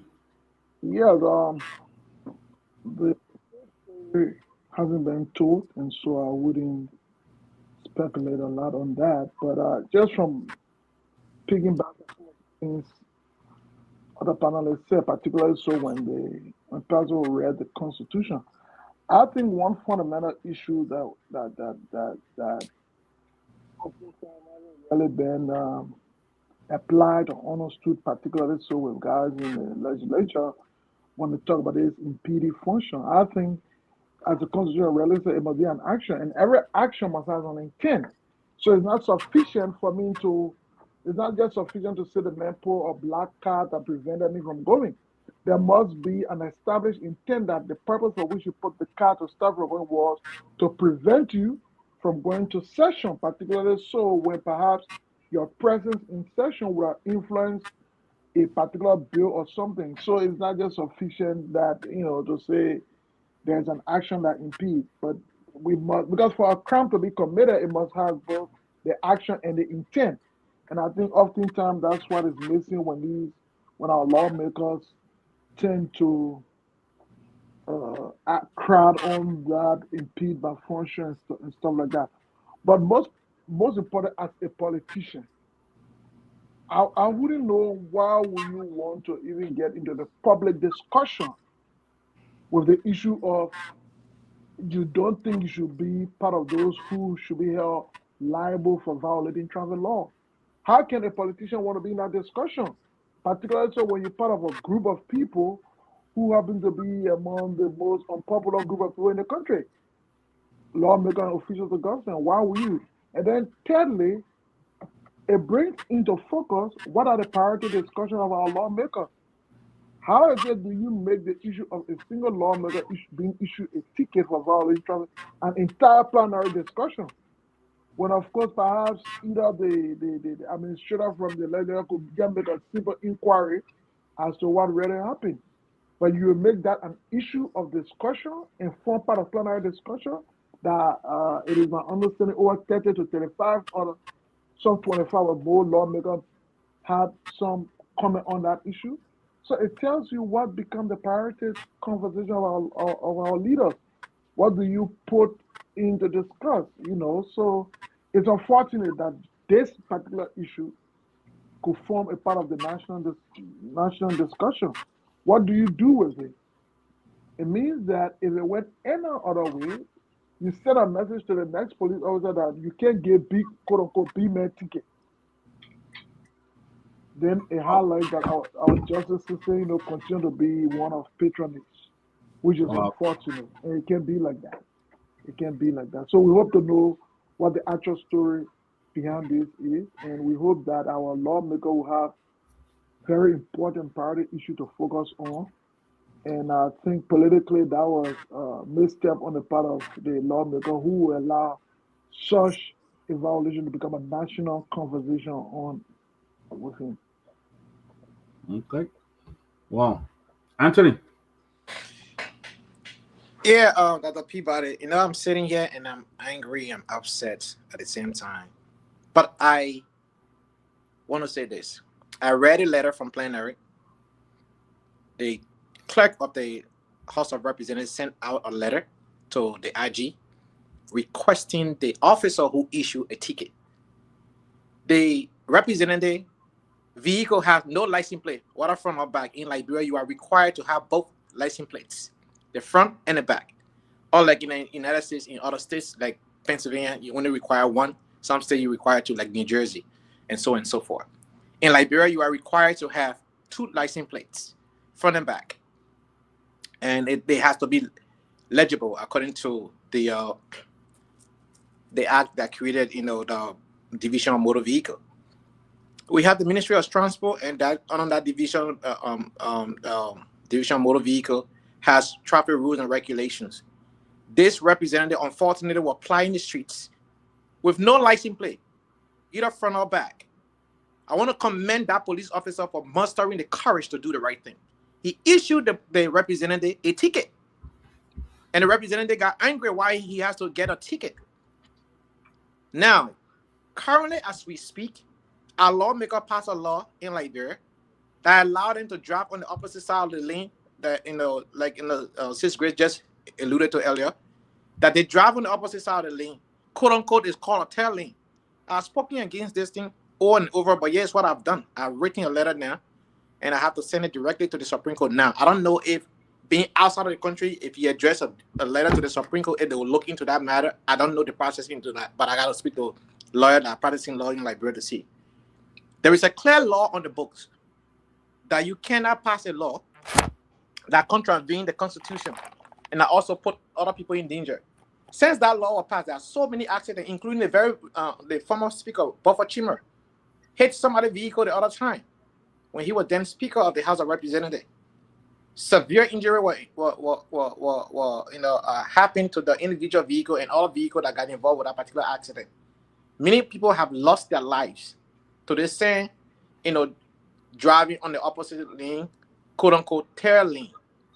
All lawmakers today, not single one of them, drive regularly. When they go into work, they all drive on the opposite side of the street so that they can get to work on time. And most of the other pimping rider and other keke rider now, they also have, sirens and everything on that vehicle and or on a motorbike and a tricycle, whatnot, and they can be driving like that in Liberia. I've seen it myself.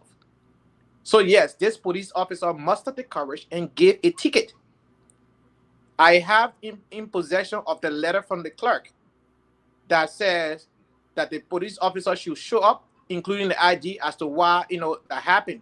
I mean, no one should be going to plenary, like Siddiqui just said, because they issue a lawmaker a ticket. Are there not important things in Liberia to discuss in plenary? Why should a ticket issue to a man who violated traffic rule? How can you plow the streets without a registered tag? The tag informed the police officer that the vehicle is registered or not. You don't have a tag. We don't know who is in this car. So, I mean, Liberia continue to prove to us that, hey, outside of election and abiding by the rules and regulations for electoral process, all other democratic tenets have been thrown away. Liberia is only recognized for having free, fair, and transparent election on paper. But are those things really happening? No. Why should you plow the streets without a license plate on your vehicle? He's not the first person. Other lawmakers have done similar things. But this is the first time a police officer mustered the courage to give a certain lawmaker a traffic violation ticket, especially not having a license plate. So I want to commend that police officer. I think our team need to reach out to him so he can come on the show and so people can recognize, see his face, and also applaud the work that he did. Because this is not common in Liberia. People are statue, you try to do the right thing, they will silence you for just doing the right thing. And look at what they did to this man. For doing his job, now he been summoned, including the IG, to go to plenary. That is just so embarrassing. And I think I will share that the people that will go off and share that letter with you from plenary. Because this is sad. Plenary actually wrote from the clerk of the House of Representatives wrote.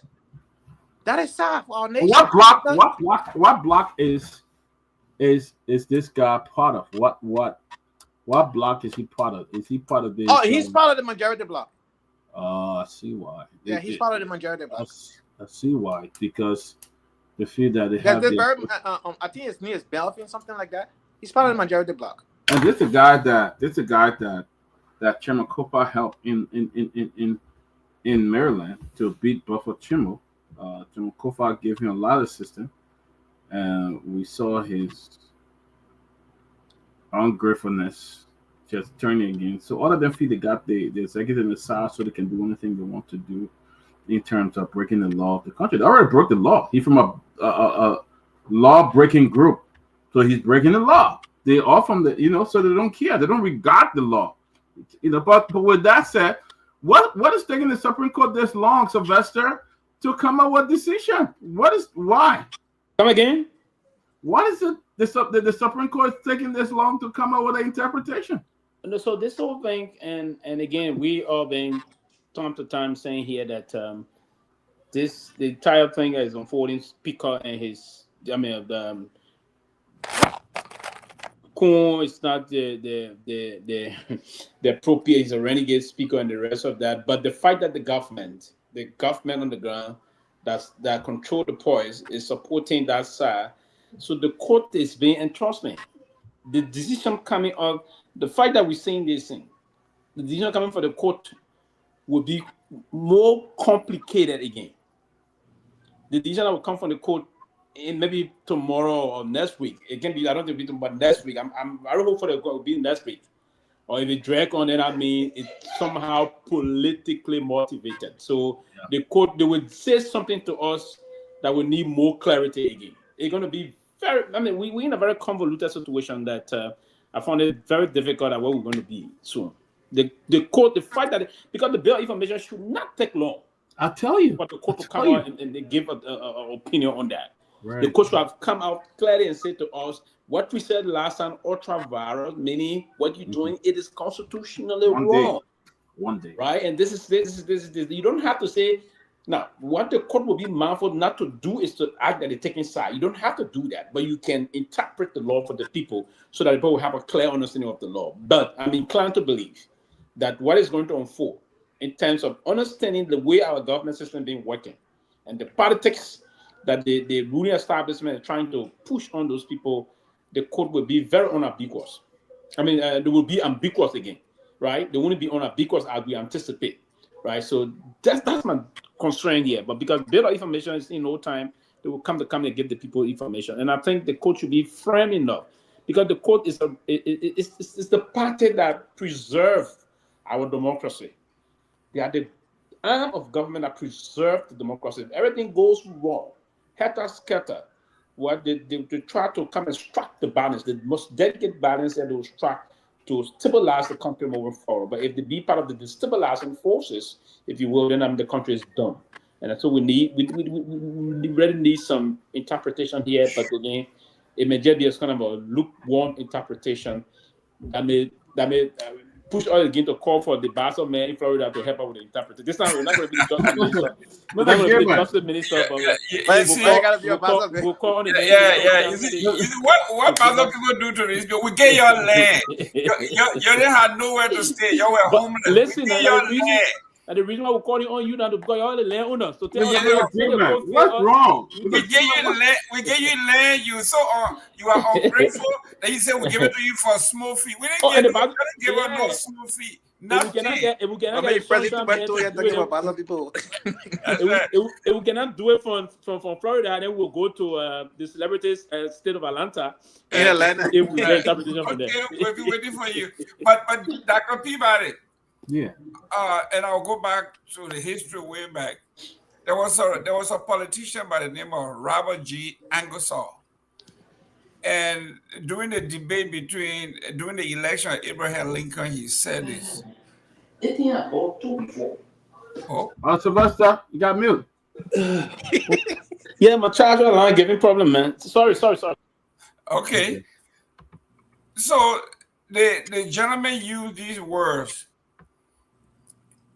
He said, all men can stand adversity. But if you want to truly test the character of a man, give him power. Abraham Lincoln. They made a mistake. The guy heard this particular quote during the Lincoln debate. So what they did was they attributed that to Abraham Lincoln, but wasn't Abraham Lincoln. But Abraham Lincoln took credit now. He already took credit. Hey, politicians, painter, artists will take other people's credit. But anyhow, this is what we are talking about.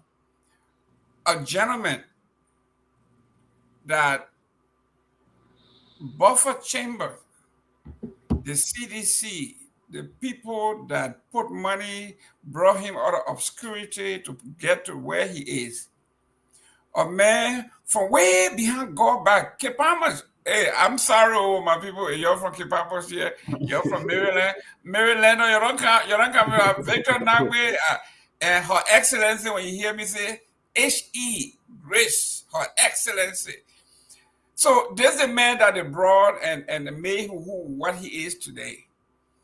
And you think he will come from a great state like Maryland and stand on the shoulders of great men and women from that state or from that county to defend the Constitution.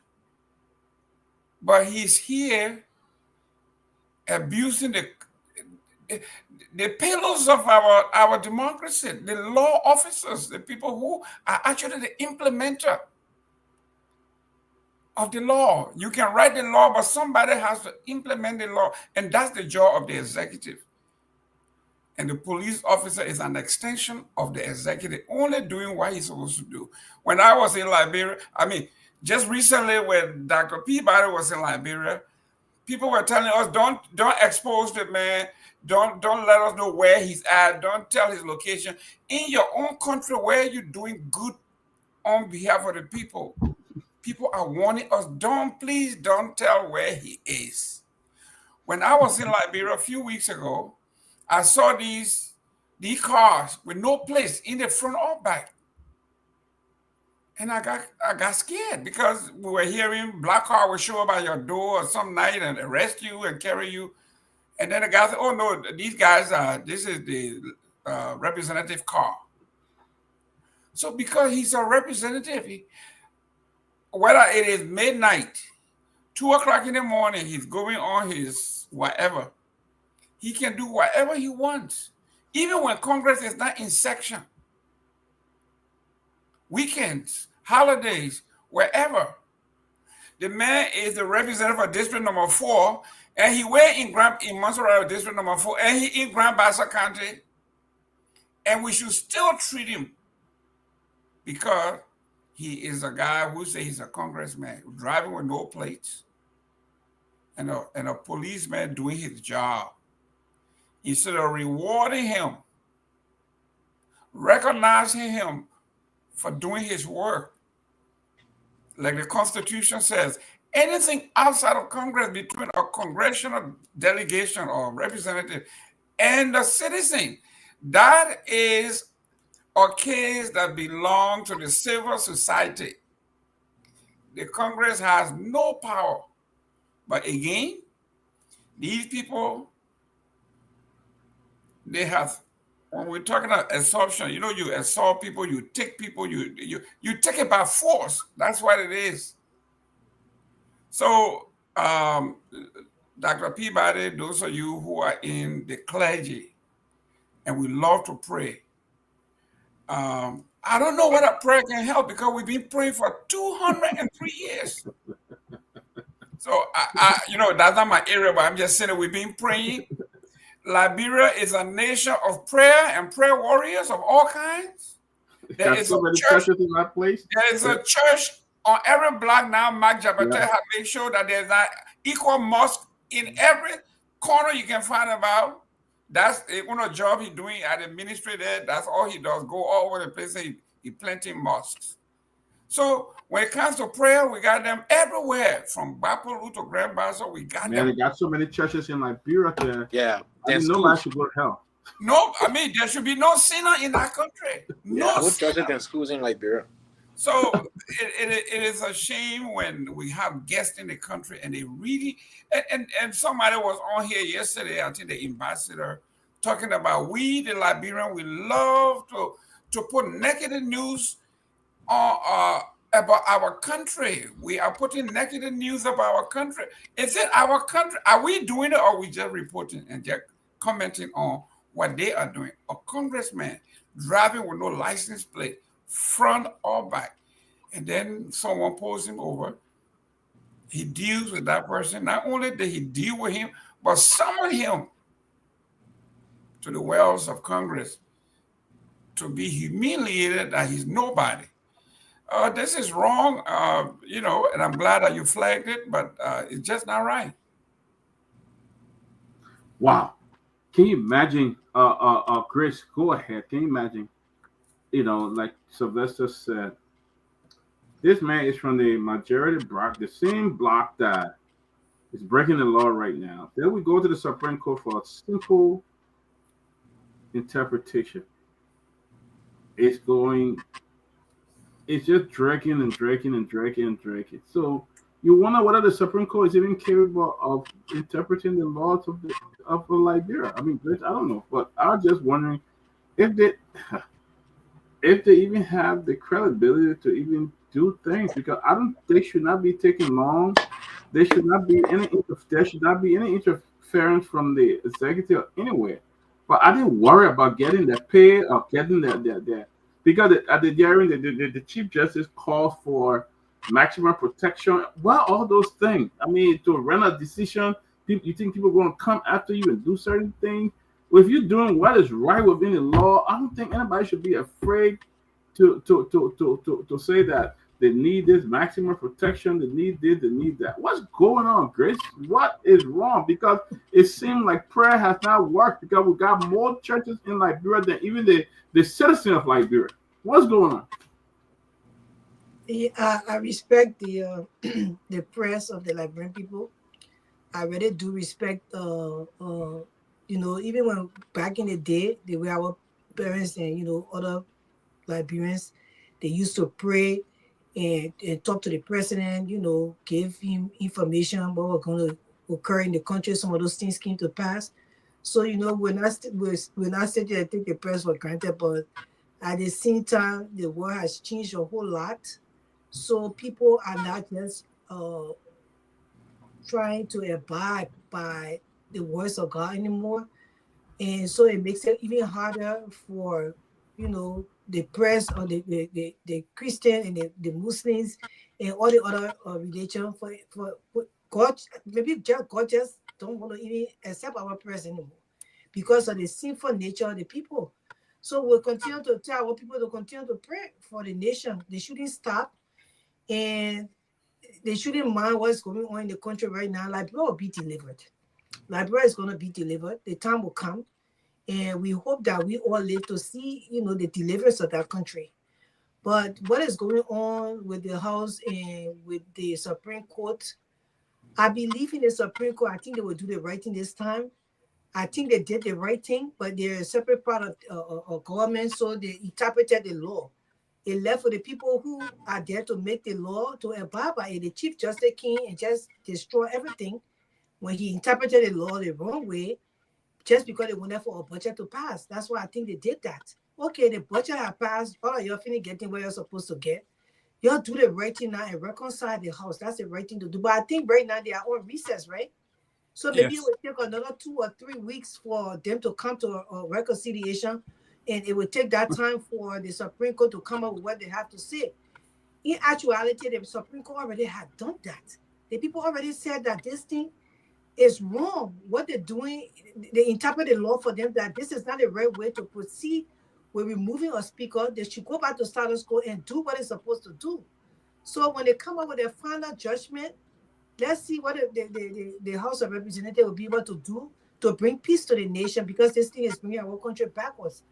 And we're calling on Richard Kuhn to do the right thing. I don't know who's telling you what to do, but you need to do the right thing. Because at the end of the day, your name is going to be smeared in the dirt, in the Duchess, and people will look at you, your generation to come, that you brought confusion in the country. Do the right thing. Let the place be peaceful so our country can move forward. We are way behind already. We don't want to keep lacking, and taking away from our people. The people are suffering. Even there's a lady I saw an interview in Douala. They were opening, they were trying they want to expand the road, which is very good of this Baka government. Want to expand the roads, make them 2 lanes, for the lanes to be wider and stuff. And the lady in the market, telling her market, she said she's been there for 6 years, and she said, you know what? We're just behind. It's what the government want. We want to put to develop the country, so that people are willing to do anything for the country to move forward. She said, I will put my tail behind. The government just do the right thing and then help to develop the country so we can live here in peace and and live in a developed country. We too want to experience that. We want to. That's how when we enter Nigeria, we go to Ghana, we go to Senegal and the Ivory Coast. we see the great development in our country because the people learn to work along with one another. But you take all 6 months already making flour and money. You said you're pregnant with me. You know, you're women making flour and money. I said, how men cannot resolve that kind of problem? They said they know how to settle everything. I bet it was a women group of people in that house. This problem is going to be solved ever since. So yes, I have to put that out there. So you need to fix that particular chaos and you keep our country moving. Thank you. Robert. Rob, before you come in quickly, that everybody, you guys took notice of the Supreme Court, the letter from the clerk citing Kun. The clerk of the Honorable Supreme Court is recognizing for the first time Kohen Honorable Speaker. Did you guys take notice of that letter that just came out 2 days ago or so? I just talked to him. Rob, you can go ahead. Yes. Listen, I didn't see that letter. Do you have a copy? No, I'll try. I saw it. Yeah, sure. Okay. Let's see it. listen. Interesting. I love God, and I know that God is the reason first for which we are all here, and He gets all of the glory for all of our successes. But prayer is not a substitute for foolishness. Thank you. Prayer is not a substitute for stupidity. So if you continue to behave stupidly, and you think that God will somehow, turn foolishness into something that is sensible, you will pray for the rest of your life, and you will remain stupid. I'm sorry. I think God has already done a lot for Liberia. I think God has done a lot for us. In times of difficulties, when bullets were flying all over that country, He saved lives. When people found themselves in situation that they could have gotten killed. I heard Grace give a story the other day about how she was her child was misrepresented. She could have, God forbid, she could have died. That was God's intervention. God saved many lives, and you know what else He did? He once and for all brought peace to Liberia. What have we done with the peace that we've enjoyed all of these years? What have we done with that peace? What have we done with the second chance He's given us?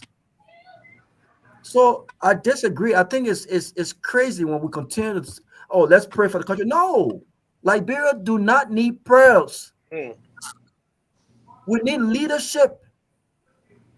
We need patriotism. We need to get serious. That's what we need. We don't need prayers. It's crazy that those who continue to pray for a better Liberia will turn around when God gave you the opportunity to go and vote for the right people to change your lives. You turn around and vote for the same people who have hurt you all these years. And then you come back and say, we'll pray again. God don't answer foolishness. God don't have time for foolishness. So let's not call the name of God in vain. Liberia don't need prayers. We need serious leadership. We need to make serious decisions because our problems are serious. That's number one. Number two, I think the Supreme Court should put on the big boys and big girls, boxers and drawers. Put it on. I think I mean, we don't care about why would the Supreme Court even think about the possibility of their lives being, being threatened because they're doing their job? Why?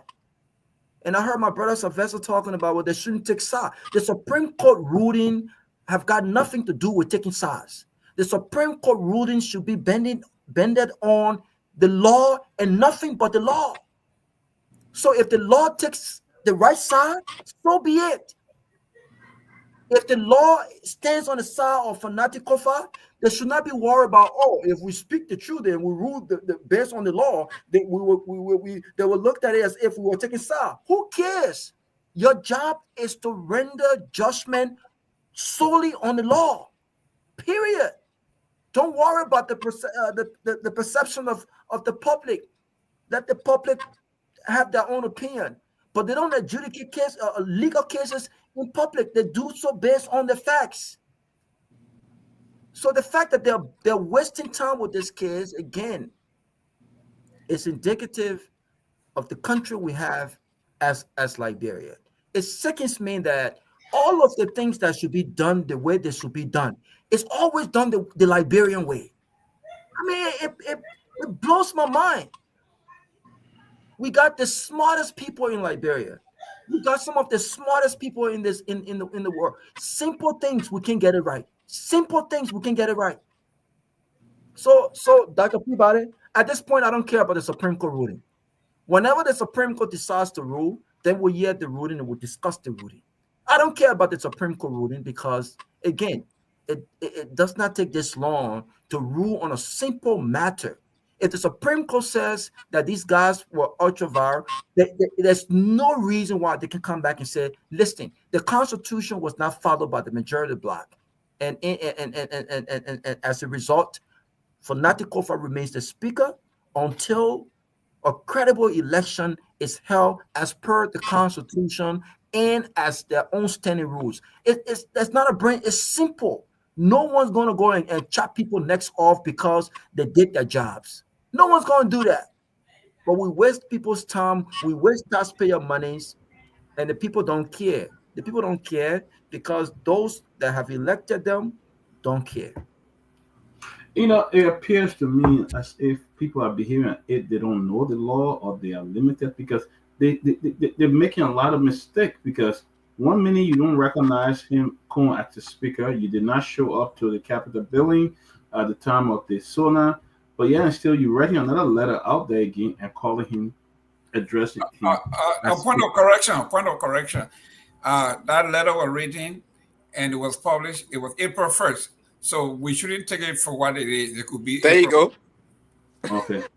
But April 1st, or written March 31st. 31st, yeah, the day before. That's what I'm The saying. day before that April Fool. Published and So that should published. be April Fool. Okay. So that should be April Fool, right? It could That could be be April Fool. Okay. Okay. That's a good. Okay. But let's bring in. Yeah, but why are we playing? Why are we even playing? Why is the Supreme Court in the business of doing? No. April Fool? No. It's not a Supreme Court. Oh, it's not a So, Supreme Court. Go right Okay. out of that. Thank you. I was about to say, what? Come on, man. We're not. Thank you. Face on Thank- president. Since the It is not on the letterhead or anything. Okay. Thank you for correcting us. Thank you. Yeah, we shouldn't Thank you discuss. for saying that. That's a smart Well, one. let's bring in Mr. Russell. He haven't spoken. He's been here for me. Sure. Come in, Mr. Russell. Even though we had April Fool, but why is the Supreme Court of Liberia is taking this long to just something their own words to just come back and make clarification to their own language? Why should it take this long? I mean, come on. No clarification on the thing. The thing that was said to all be confused. Who was it? No, it will not happen this time. Tell me, Anthony, Russell, see it. tell me. It's not going to happen. I'm going to say it last Yeah. one. Trust me. The fact that they are reneging, We confused Let- already. let- we're going to be let- more let- let- confused than the first time. We confused already. We're confused already. And trust me. Hey, we have today. It will happen soon. Or if not, it will come out. I think some of us are. When I came in, I heard it talking about. Can you guys hear me? Yes. Yeah. Okay. You're talking about the pervasive and widespread lawlessness in the country. It's just so discouraging, and to a degree, I mean, it's mind-boggling. Some of the things that we see happening. I know someone highlighted the incident involving the Liberia National Police. Chief Superintendent Melvin Gray had that on my wall. I think I wrote a story about it. He's one of the officers who recently trained, and he's part of the public safety division of the Liberia National Police. But the issue is that you see a lot of cars in Monrovia driving without license plates. I mean, the law calls for you to have 2 license plates, one in the front, one in the back.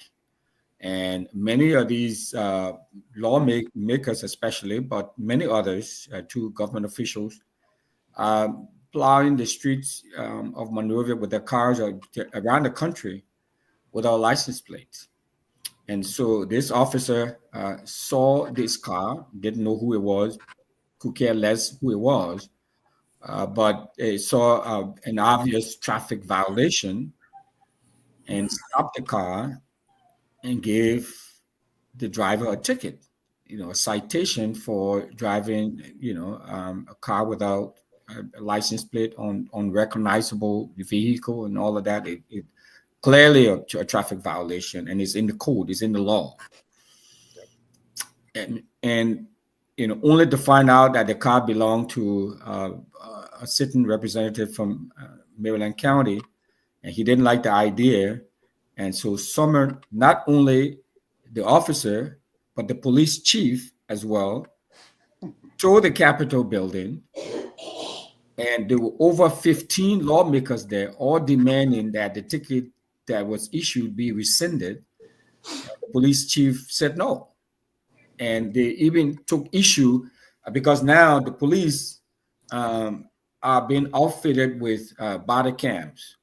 Yes. That were donated to Boston, but we took some there from Brooklyn Park. And so they're all been outfitted with body cams. And the body cams are to hold them accountable, to protect, the rights of the citizens who have been, stopped and pulled over, but to also protect themselves.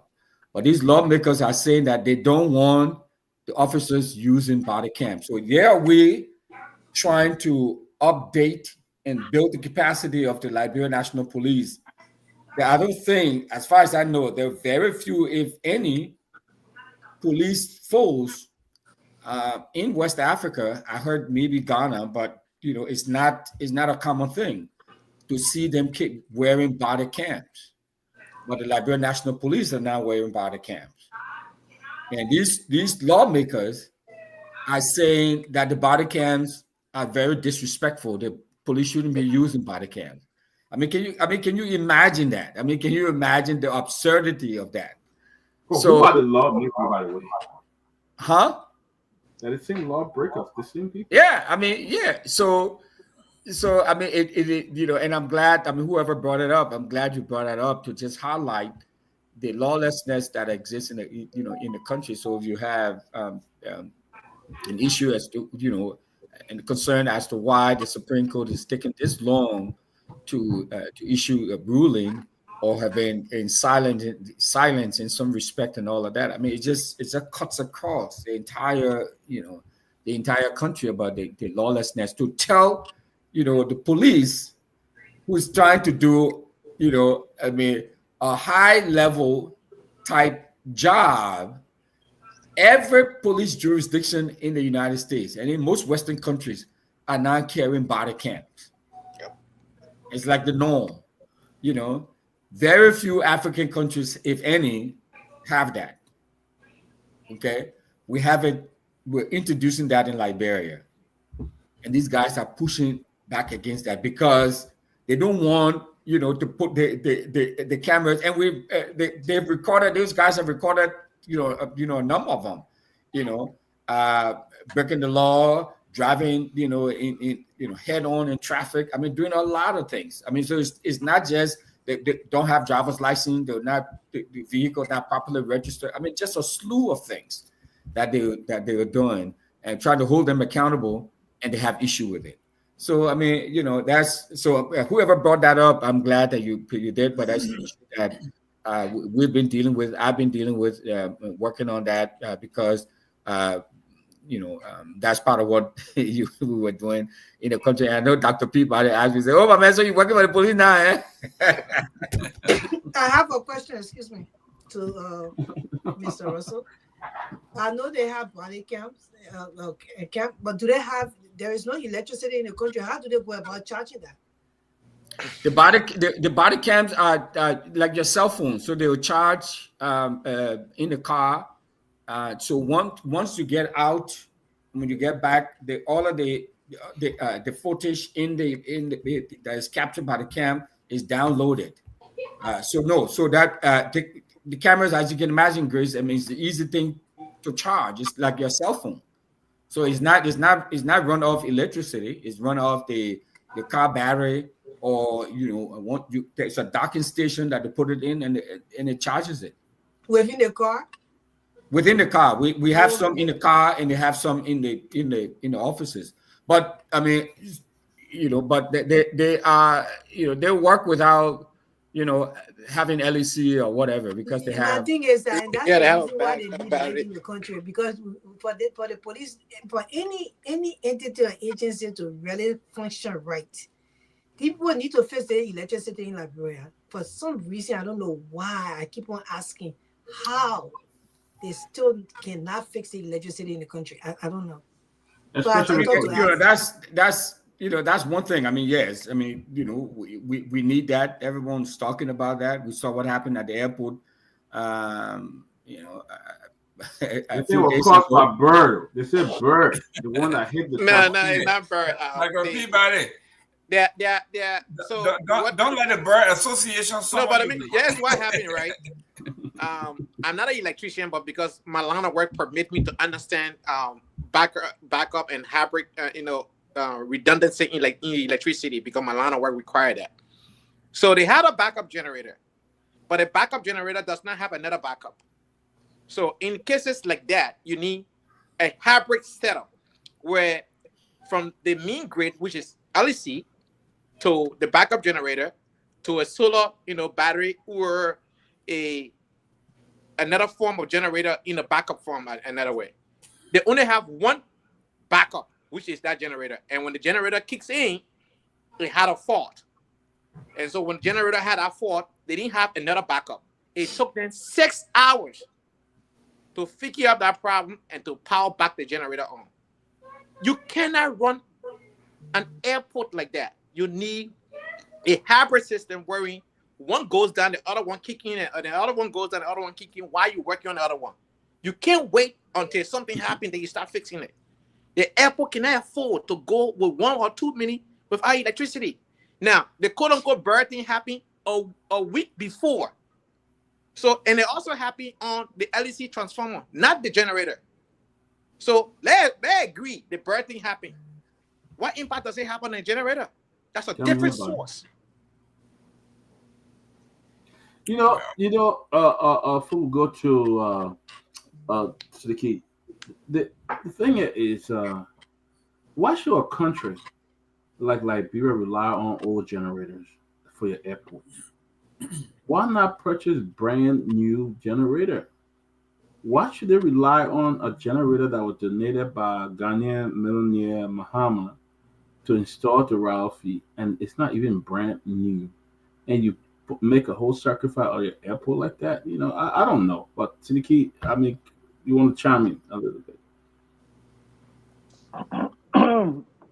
So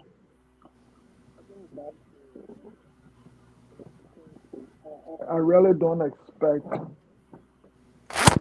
I don't expect anything new in terms of the ruling from the court. I think that was also evidenced in the different conversations that occurred during the argument, when 3 noticeable ones include when the Chief Justice had rejected the argument from that the court had not only indicated that the actions of the majority, but that also it had recognized.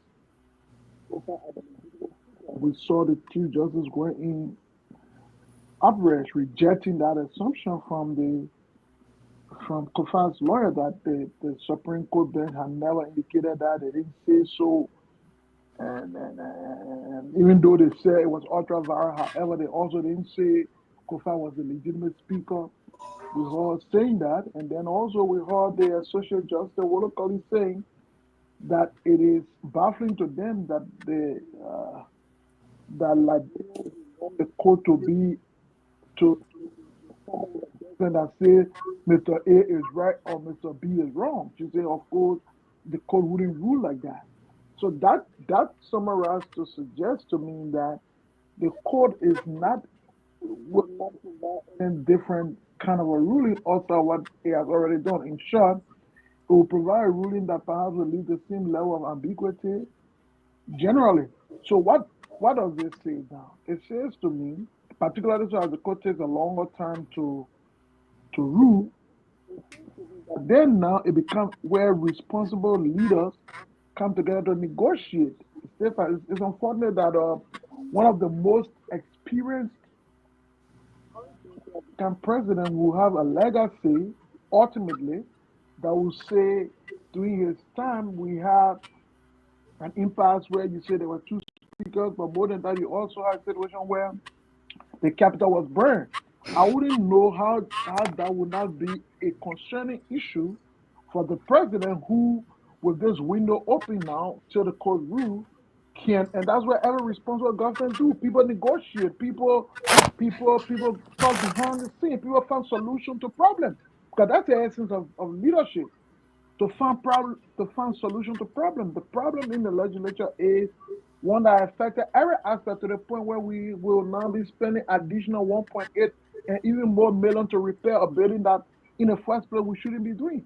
So the question we ask ourselves, with 2, 3, 4 weeks being provided for before the court ruling, what is Barker doing? What leadership is he providing to ensure that this problem is solved? People say, oh, the executive cannot interfere. No.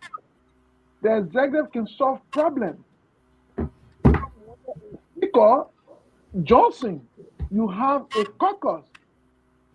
So you don't allow things to burn, to go beyond control before you step in, which of course the president did when I heard he told Kofa step aside. That's not how you do it. You build trust, you provide solution, you provide alternatives. You make people to see the bigger picture. And it's just unfortunate that, like I said, part of the things we will count in this 6 years period will also be having a period where we had two speakers, having a situation where we burn our capital, and all of those other things that will happen. So it's just unfortunate. And like I said, I really do not expect anything fundamentally different from the court's previous ruling. And I do not expect one that will say that, look, Peter is right, Paul is wrong. They're going to come and provide the same ambiguity form of ruling that will now eventually come down to the same process. So we hope, and it's just unfortunate. Well, it seems very unfortunate if they come up with that kind of ruling. You the second person saying this. Sylvester said it. And you saying it now. And if they come up with that kind of ruling, that shows they in that they are inept to really provide a fine interpretation of the Liberian people. That for me, because. If I may, Dr. Peabody, on this particular subject, it was almost clear. Yeah, it was almost clear in their argument. I mean, look, it's not also what they said. It was also what they did not say. Mm-hmm. You understand what I'm saying? So that is also fundamental to determine where they want to go with this. Because right. Of course, look, let's look at the whole thing from the very beginning. Kofa was clear as to what he wanted the court to rule on when he went there. He asked that the court asked the majority black to go back because the action was illegal. Those are things he prayed the court for. The court, he asked that those people, quote unquote, suspended, the suspension be removed. So he asked for specific actions. And the court, in my view, we're not lawyers, so sometimes it's not good to try to pretend to be one. But I would think the court provided a general ruling. I remember when the court ruled, I wrote Kofa. I said, look, I'm not a lawyer, but just from a simple thing, if you are going in, for example, let's take it this way. You are going in to give a report for stolen battery from your car. You're focusing on your car, you go log the investigation, talk about maybe there was somebody else got burger around 5, 6 streets away from you. How providing that event relate to the issue you sought judgment on? So I thought that the court was not directly responding to the thing he wanted judgment on, and I think they satisfied him by saying it was ultra-virus, but they did not give him judgment. Similarly, so it did not also rebuke the other guys who they thought were being ultra violent to say, look, you are illegal. Now the court will go into an argument that a bill of information. In the bill of information, they say, look, we say it was ultra violent, but we did not say Guar was the legal speaker. The court also come at you, one of the speakers, to say, look, you don't expect us to provide reading as if we're talking to ABC students or people in the street. We're not going to say A is right, B is wrong. We're going to provide judgment based on that. And I think a fundamental aspect of what the law should be is should provide clarity. Judgment is served when one understands it. Because, for example, what is the punishment to a man who doesn't understand for what he's being punished? There will be no punishment. The reason is to correct, but if he doesn't understand that, then so should it also be with these different rules and stuff like that. So we hope that Bwakana, for me, the owners will eventually fall on the presidency that must provide leadership in resolving crisis. That is a crisis within the country. To what extent Bwaka is innovative, is creative, is persuasive enough to be able to solve that about his presidency. For real, regardless of whether it's a legal issue. But I think that Siddiqui, I think that for me, I know others have said the Supreme Court was not clear enough, but I thought they were, and people who truly appreciate the law, I think also understand that they were. People illegal, they use different terminology, right? But when something is ultra virus, basically you don't have the legal power or authority to be in the space. Then, Robert, if they were, they should clarify by the bill of information. But that's the meaning of ultra virus. So I think it's political when they're saying, well, they're saying that we are ultra virus, but they're not saying where we are is illegal. But it makes no sense when someone tells you that your action that you've done, you have no legal power or authority to do so. That means you're wrong.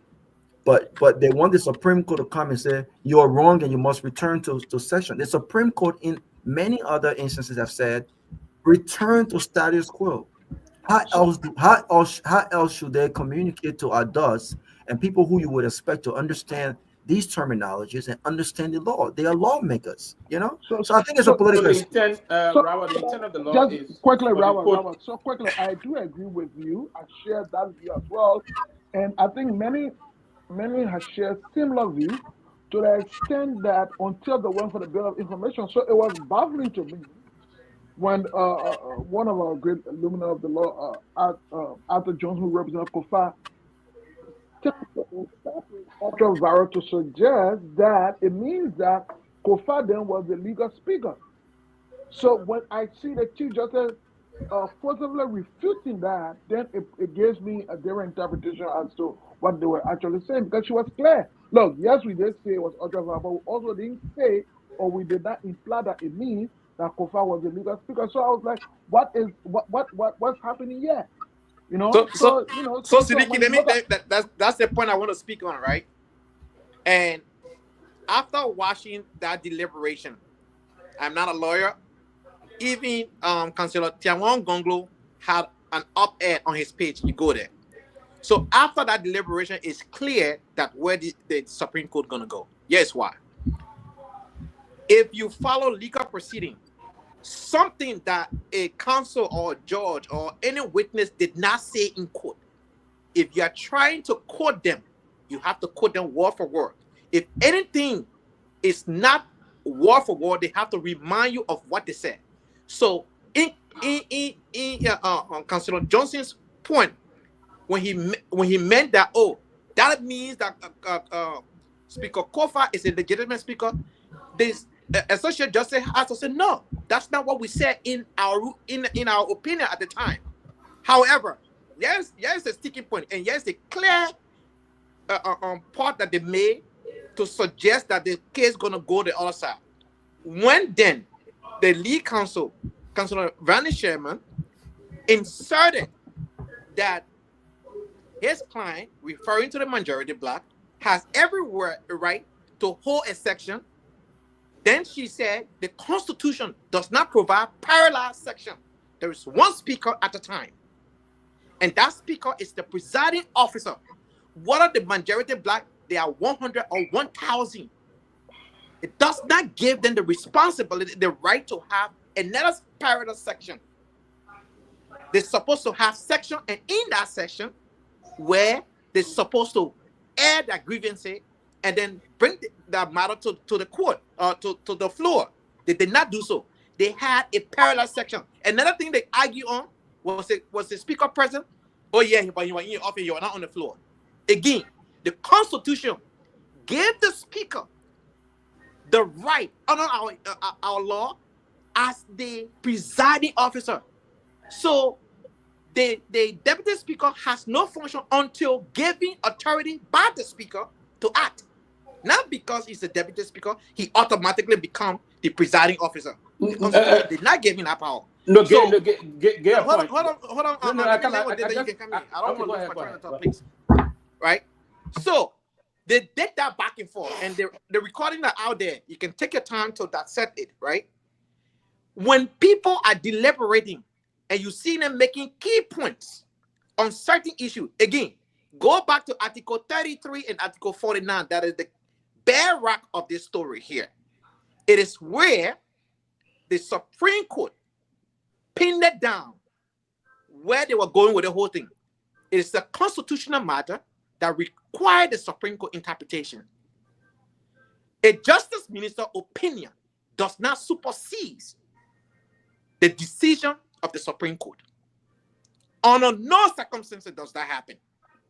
So the court clearly told the lead counsel that their parallel section, that session was completely ultra-virus because the plenary, if you have a quorum without a speaker, it does not become a session or plenary. It does not.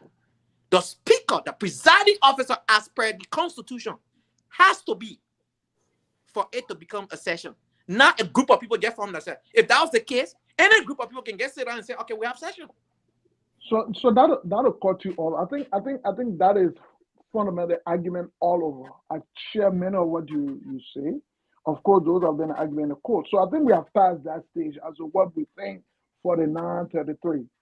Where we are now is for the Superior Court of our country to provide its ruling. It did once. It doesn't seem to have been clear to even the person who took the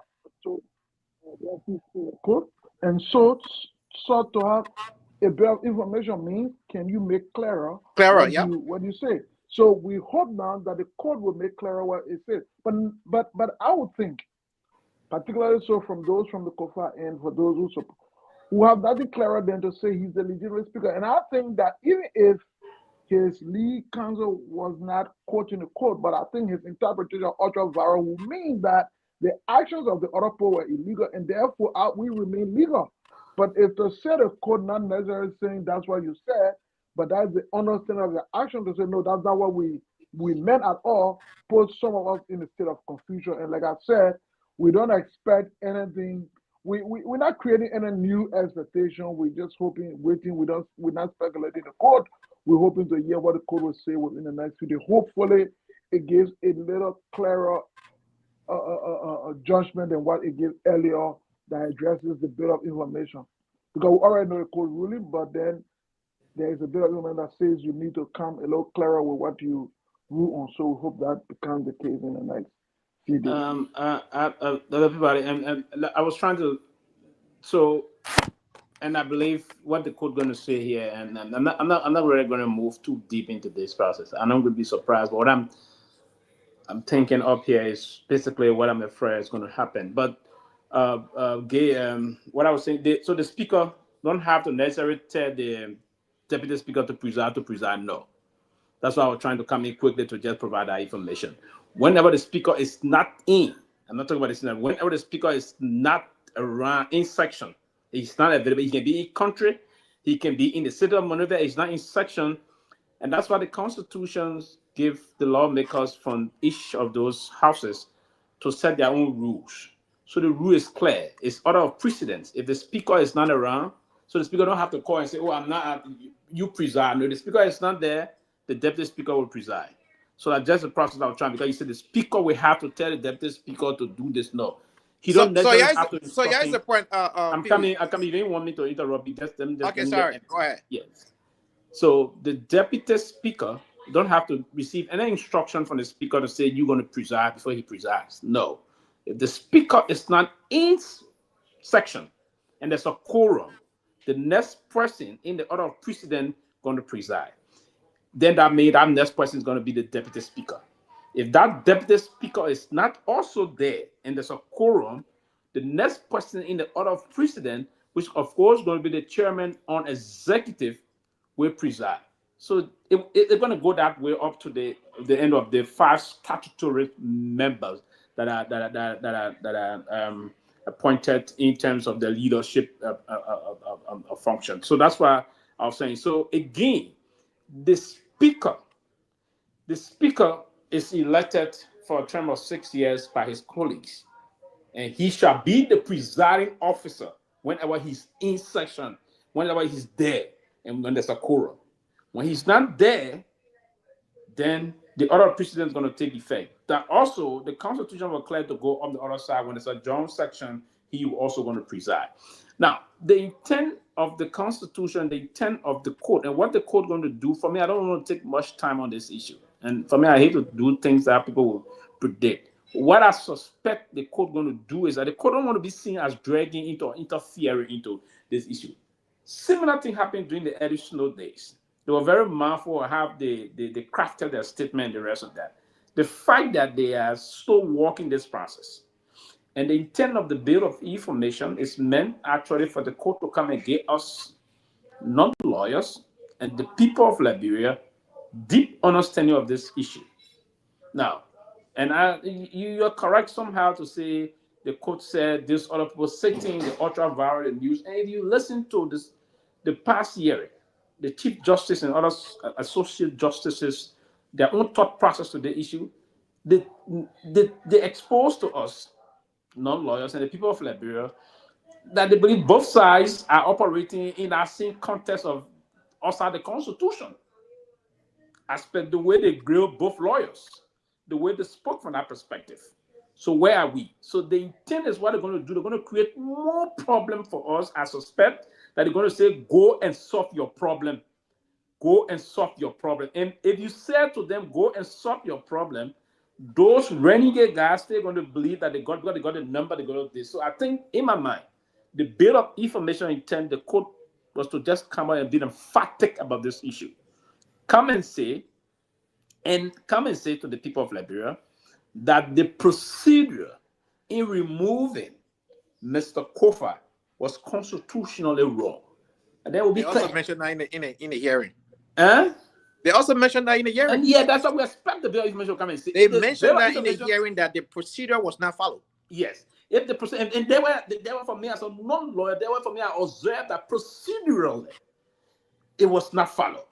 And so what is not done legally, it's not done at all. It's clear. So if they will come out to say that to us, maybe next week, maybe Monday, maybe the next Tuesday, or maybe the end of this month, something that I believe it will be a very good thing. But if they didn't do that and it left it hanging again, trust me, we're going to be in this cycle and this process. They're going to go lingering this way, and it's going to be very embarrassing to the country moving forward. So I would believe that these 5 people can come out and do justice to the people of Liberia by coming up definitively and to bring some level of finality to this process. Other than that, we're going to be in this cycle that the Peabody. For me, that would be what I would say. But if that don't happen, I'm surprised. Almost 2 weeks now, the Bill of Information have not been interpreted to the people of Liberia for this issue, and that's the intent of the Constitution. I think it's sad. We got 22 more minutes. Let's try 8:30. We got to be out of here sharp. I mean, Sylvester, is a serious issue, and it just tells me that if we can rely on the Supreme Court, that shows that we have a really breakdown of government. We can't rely on the Supreme Court to interpret simple things as the Bill of Information. You know, you got to go back and forth. You got to do this. You got to do that. I mean, I don't know what's going on, but I believe they also have the personal interests involved, the benefits, you know, and they're afraid that if they really come up with a kind of ruling that Liberian people expect, or that should be free of all the biases and all that, they will not get that from the executive and all of that. So the executive had totally plunged the Supreme Court into a mess, a complete mess that I don't know how we want to solve it, but it's sad, and because right now they probably negotiating. I mean, when I saw to be honest, when I saw the vice president show up to a program that was hosted by the chief justice's daughter, dedicating her building, stuff like that, that was troubling. That was complete conflict of interest, man. very, very troubling. Man. Very, It didn't happen here. I don't think I made the other scene, and I mean it's troubling, it's sad, but the fact that they the embarrassing thing here is this, and it is part of the process about understanding governance in our country. The fact that the government, the ruling establishment headed by the president, the executive, already took side in this matter. yeah. They're going to arm twist the court. I think the court is impaired in this process about the bit of information, and this my suspicion. I may be wrong.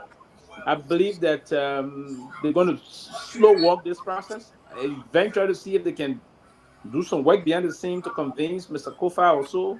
If that didn't work, then they're going to let the coach. The court to do. They're going to take on the nuclear option, and the nuclear option will be to arm twist the court to take decision that would just favor the other side. I'm deeply worried and concerned about that. I may be wrong here, because the court should have spoken definitively to us. It is clear that the procedural mechanism in removing Mr. Speaker Franti Kofa was flawed, and if it is flawed, tell the people this is wrong. And if you spoke to them, if the court came out and played her role, and then the executive didn't budge, then we will rebuke the executive for that. We will come out, the people of Liberia, to rebuke the executive and do the appropriate thing. But if that is not the case, Speaker Kofa and now these things that will happen in the public glare, we want to wait and see what's going to happen. And that's why we said the first time it was interpreted by the Attorney General of the Republic, something that was very unfortunate. Yeah. Right? Very unfortunate. This time around, we are hopeful to either send it either to Grand Bassa or send it to Grand Julia for interpretation. So, well, listen, but Pewee, Dr. Peabody. Remember the very court asked the Justice Minister to opine on this matter, and the Justice Minister declined. Right? Yes, exactly. Excellent. Yeah. So he declined. Yeah. So for me, I want to give the benefit of the doubt to the Supreme Court, and I want to trust the opinion, and I have this conviction for some reason that they're going to do the right thing this time around, because if you really listen to that hearing, they also honed down on this procedure was not followed. You did not do the right thing. You did not follow the proper order. The Constitution gave the procedure. Look, if you have the number to remove a person, they are not automatically removed until you follow the procedure that removed them. You know, have a resolution, bring your 49 votes, you get the 49 vote, you exercise the vote on the floor, and the man is removed. Those things were not done. So if they're saying all of those things, then it shouldn't take them forever to come up with a ruling. That's one. Two, I disagree that the executive have dragged the Supreme Court in a total mess, Dr. Peabody. And the reason why I disagree is because the executive have pushed this whole separation of power, thing all along, for which they argue they don't want to get involved. The Supreme Court does not work at the will and pleasure of Joseph Boakai. And so if they allow the president to influence the decision, it's up to them. It's a reflection of them. And so I won't even play with the whole idea that any possible ruling from the Supreme Court. And I understand where you're coming from, because hey, we're talking about Liberia yet, but the Supreme Court should be functioning independently. The members of the Supreme Court are not appointed by Joseph Boakai. Raul, do you agree that the court can be political?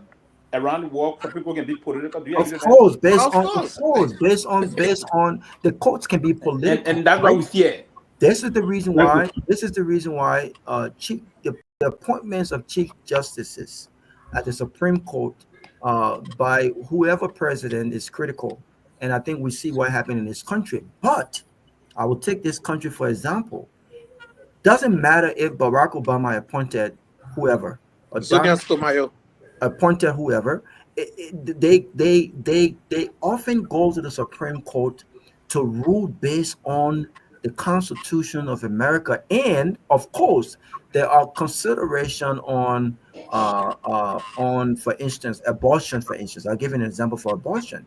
These conservative justices have a conservative argument when they're arguing these sensitive cases. The Democrats have a liberal argument when they're having these. At the end of the day, though, Sylvester, they must rule based on the law. So the Supreme Court in Liberia, again, I'm not saying the Supreme Court cannot be political, but I don't think that the Supreme Court have to be worried about the executive mansion own interpretation of what that ruling could possibly mean. They should rule based on the law and don't worry about our interpretation of it as long as it's based on the law. That's my expectation and that's my anticipation. And so I don't think that the executive branch have dragged them in a mess. If they're in a mess, I think they probably will have to blame themselves. I think Go ahead, Mr. Dillon. yes. I'm very optimistic that the Supreme Court did something that sent a clear message to the world that they will be constitutional in nature, the law. They did something that the U.S. Supreme Court has never done. They allowed the proceeding to be broadcast live. In the United States, you can have an audio, Yeah. you can have it print out, but you do not have a video. This is the first in its history. And if anybody had any suspicion of the Chief Justice visit and association or other folks, she put that to an end during the argument. She was so strong against Vani Sherman that it was embarrassing. In fact, she said the notion of majority bloc is nowhere in any of our constitutional mandate. It's not available. It doesn't exist. So we cannot even use that terminology here. And secondly, and most importantly, you can downplay it or not, but the United States State Department on the table, on the desk of the president, they are giving us 60 days to put our house in order. That includes the executive, the legislature, and the judiciary. That's why the Liberian Supreme Court opened it to the world to see that they have gravitas. And I see nowhere else that they will go than to say the right thing, that Honorable Kofa remains the legitimate Speaker of the House, because it has a lot of bearing on the reputation of that court. And for them to say we are going to be as transparent as it can be, we are going to allow the whole world to see how we question, how we litigate, and how we make decisions. She made it clear. She said, we are not going to rule, we are not going to come up with a verdict, because that is not what we do. We're going to come up with an opinion. And the opinion is going to be on the side of the law. So if the Irishman is waiting for them to say, you are wrong and you are right, it's not going to happen, but they're going to have an opinion, because that's what the court does. They render opinion. They don't render judgment. And their opinion is going to be based on law and the facts. So I'm very, very optimistic based on the camera being in there and everybody observing what happened, which have never happened. And then that yellow card that we have, the hanging over our head, we have 60 days to put things in order. I am very, very much optimistic that the right thing is going to be done. Fonati Kofa is going to remain the speaker, and they're going to find a way for him, like he said it himself. If we come under the auspices of the law, and my colleagues tell me that they don't want me, I'm not going to rerun. I have no interest in it if my peers don't want me. They come, they put a resolution on the floor. I recuse myself. The deputy speaker receives, forms a committee. They investigate me. If they don't want me, I leave. And that's the I procedure. think And he has set himself apart. This is the guy that I bob-mouthed. Okay? For 5 years, I've been bob-mouthing this guy. What he did to my homeboy, Bromsky, when the political party, when Liberty Party went down, he jumped to a Unity Party with Ellen Johnson. When Ellen Johnson left, he jumped to CDC and then used CDC as a springboard to become Speaker of the House. CDC didn't like that. But on this particular issue, he is right, and I think the world is going to see now we have made him a hero. Even if he resigns, when everything comes to it, he resigns or the move removed. He is the hero now to be a man who stands for the rule of law, and I think that's how it's going to go. Yeah, exactly, guys. We got about what? We got about 10 more minutes. Let's just start our closing, and then we'll call it a day. But I'm really hoping next week we have the ANC folks have booked a spot with us to come up and talk about their upcoming program. So once they get back to me, it could be either on Monday or Tuesday. But they're already sending the payment stuff like that for us to do that with them. So we'll be bringing them on. But tomorrow, I want us to really showcase the issue with that lady. We first reported her case here. It was around Christmas, and she was going through some serious time. In fact, one of her sons got killed in one of the riots in that area. And then they kind of took her bike from her, took her husband bike. They had nowhere to go. In fact, Christmas didn't even have food. I mean, it was Sylvester and a few other people. We donated some money that night just so that her family could have a Christmas. And now she's in jail and she will not give up. Hopefully, let's give it some time tomorrow and talk about the injustice and corruption stuff. But we got like 2 more minutes. I want to give everybody a minute and a half. Let's do our closing. But thank you. Certainly a great discussion again tonight. I will get everybody 1 minute and then we'll be Okay, I'll go out first. Thank you, gentlemen. Great discussion, Mr. Rossa, Siddiqui, ANC man. He's smiling. We got ANC will be here next week. So finally, you can have the time to talk about ANC, Robert Garguah, and Pewee. Great show. Thank you. all right, guy. Go ahead. Well, I just want to say thanks. You're inviting all of these folks. I mean, when are you going to invite the police? When are you going to invite the new and improved Liberia National Police to come here and so? Robert, the ANC people pay for a spot now. We can give the police. I think. I mean, there's a public service, bro. No, but the ANC is a political party.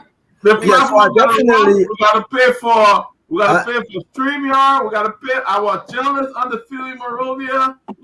Stuff. So I definitely think we should send an invitation to what's his name, Mr. Cooper. I think he's been doing a phenomenal job with the. See, Robert, why are you so biased like this, man? I mean, like seriously, you know what? You know the reason why Robert's doing this. You know the reason why all the time the police be doing all the stuff. You want to talk to Greg? That who the Cooper man you want to talk to because the man for Atlanta. Yeah, the man for Atlanta Police Department. He's doing a good job. No,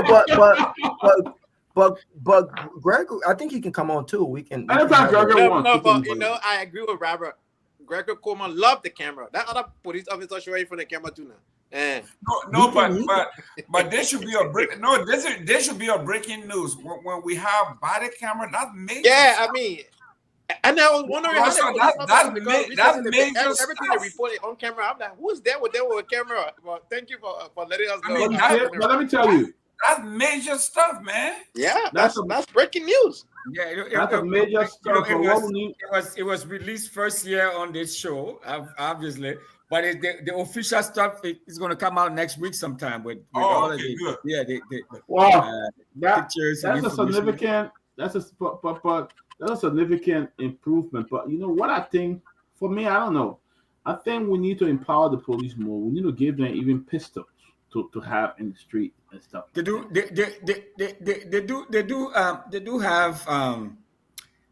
have service Taser. weapons. Yeah. They have tasers. They got tasers. And they have Glocks, bro. What are you talking? Yeah, but I think Not all of that now. Yeah. Now the police standing on the sidewalk directing traffic and car be coming towards them. Yeah, like that ain't become a how big you deal. but the people about it. But I can tell you, Robert Man has a Glock. Absolutely. Oh, but And I think- Robin, I think- Yes, so I think the police should try to. I think the idea. Look, Kupo, the superintendent. I think these guys are really leading the way when it comes to how police should actually conduct. I mean, their interaction. They respect themselves. They don't present themselves cheap. Awesome. They're not trying to ask for money. You know what I'm saying? They're doing their jobs, right? With the new So, things that coming out of yeah, videos. but the other police, I think most of the other police officers, I think they can follow in those steps. But I don't think we should put guns in the hands of all those guys. I've seen some videos of how they've been treating some of these some folks. I mean, some of them are not just professional. I don't think they're at that level. They need some training before gun getting right to handle. Yeah, you take out the training if they don't behave well. Your play around, people be getting shot left and right. But let me do my closing. Yeah, let's do our closing. Yeah. You may want to put it over the vet when you're hungry.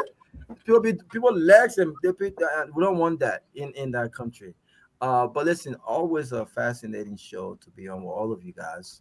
But I think that as a country we have a lot of work to do, and I would just like to say, in as much as we sit here and talk every day, I think we're offering in all of our criticism, sometimes we're offering lots of different ideas, but I really would like to see us just go beyond just our opinions and do something. I think we've talked a lot. And we can't get tired talking, because that's our country, and that's what we need. But I hope that we can get to the place where we can actually start doing something, and to move our country forward. And so conversations like the one we had yesterday, I thought was great. But we need to elevate the conversation and start talking about the seriousness and what truly matters. I commend the ministry, the public work ministry today. I heard that they were breaking down parts of Guar Market to begin the expansion of the roads, and people weren't happy about it, right? But development comes with lots of pains. We need to move our country forward, and everyone may not be happy about it, but we need to start taking small steps to move our country forward. The entire country cannot be markets. The entire streets cannot just be folks selling. We need to do better. But always a great show, Doc. And thanks for your moderation. Thank you. All right, thank you, Robert. Let's go. Let's move on, guys. We got a few more minutes. I'll close by saying, go.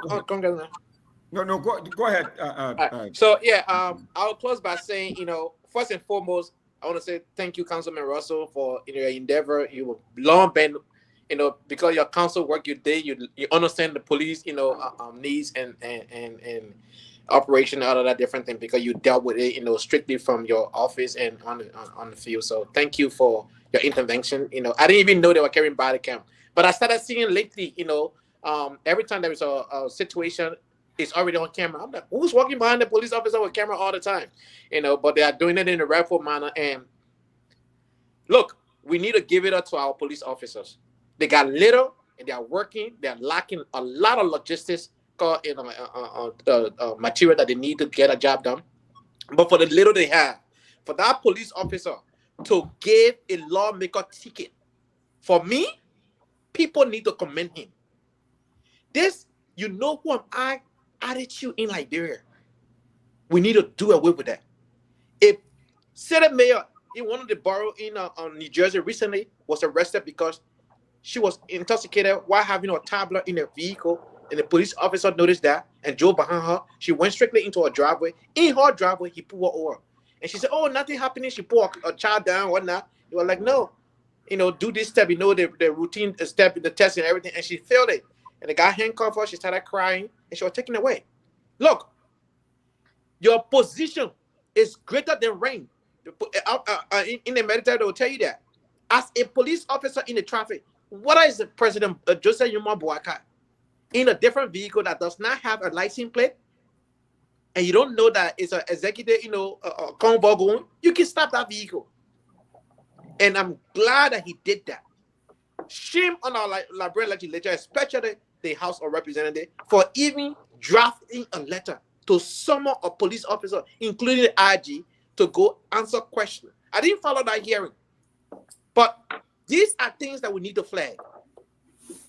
It doesn't matter your status. And many of them are driving, plotting in the streets in Liberia without a license plate. Some of them don't even have driver license. To drive is a privilege. It is not your right. It's not a right, yeah. Driving is a privilege. You can be stripped of your driving privileges. So I don't know why people just think like they are entitled to driving. No, it is a privilege. It's not a right. And so I want to commend that police officer for doing the right thing. And the executive mansion and the judiciary branch need to back this police officer so that other people will follow suit and respect. But if this guy fly under the radar and don't get, penalized and don't pay that ticket, then who's going to respect the police officers in the street? We are not just so law-abiding in America when we see police officers on the highway and everybody slow down. 3 things happen to us. The first thing when you get... Let's cut a shot. Yeah, so, I just want to say kudos to that police officer. The police officer name is Melvin Gray. It's a young police officer who was recently trained by Robert's guy. He Cooper. Yes.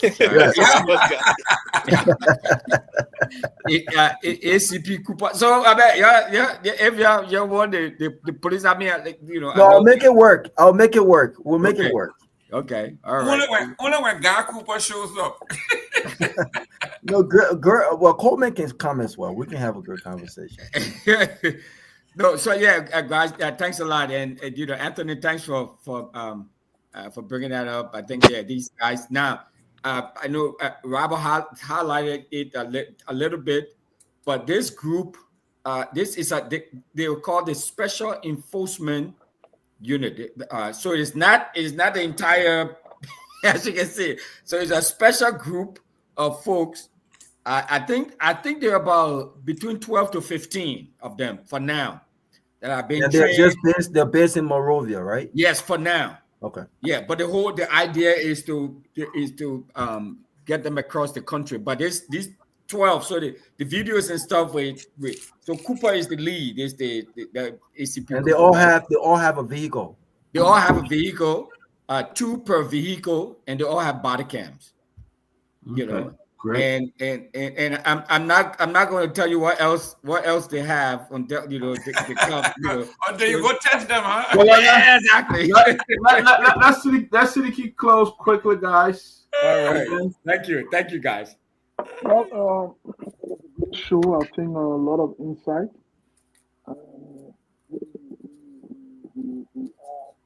You're coming very low. Sidiki, Better? that Walmart thing you got there, take it or go back to the realty, man. Is that any better?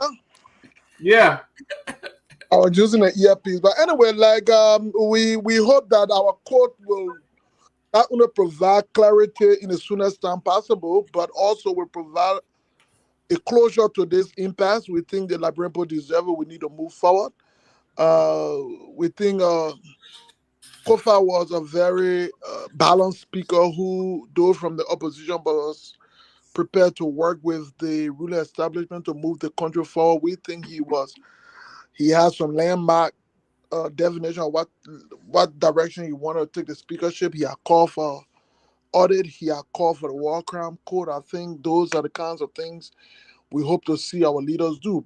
in the end, right now, the country is looking up to the court to provide solution to this, and we hope it will burn up the courage to do so. We are also recommend the action of the police, the new direction we think it is, and so we call on the House of Representatives to tell a colleague to go and solve that matter, go to a court, plead not guilty, and provide reason why he should not pay the ticket. We think that is just as simple as that. It does not require a national discussion through plenary for a man who violated traffic law for us to go and talk about that. Because what we want to do, we want to set an example, and that's what leaders do.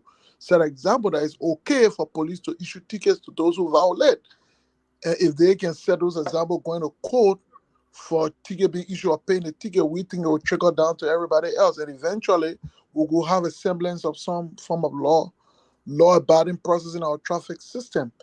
With regard to ANC, we look forward to seeing them soon. I'm not too sure they have anything new to say, but if they do, we hope to hear what different they will be able. They'll be able to say not the same attitude. So we'll be here to grade them and see what different they will make. Great show. It was nice hearing all of you inside. Great to see my brother. You're looking healthy, man. Great to see you, man. Yeah, man. I'll reach out soon. Absolutely. Yeah, Great show, guys. Thank you so much for coming tonight, man. Thank you always. Mr. Russell, I would need your number, man. That is great. That is great news. I'm telling you, man. When they put a camera on, let us know. You have to get it from Dr. Peabody or Robert, though. Yeah, that is great. I beat up on the police every time. That this one we got to really praise them. So, and it costs a lot of money. That camera, that thing costs a lot of money. So, all right, guys. Let's all right, guys. Thank you. All right. Thank you. Have a good night. Have a good weekend, everybody. Thank you. No, tomorrow. Tomorrow. Tomorrow. Yes, tomorrow.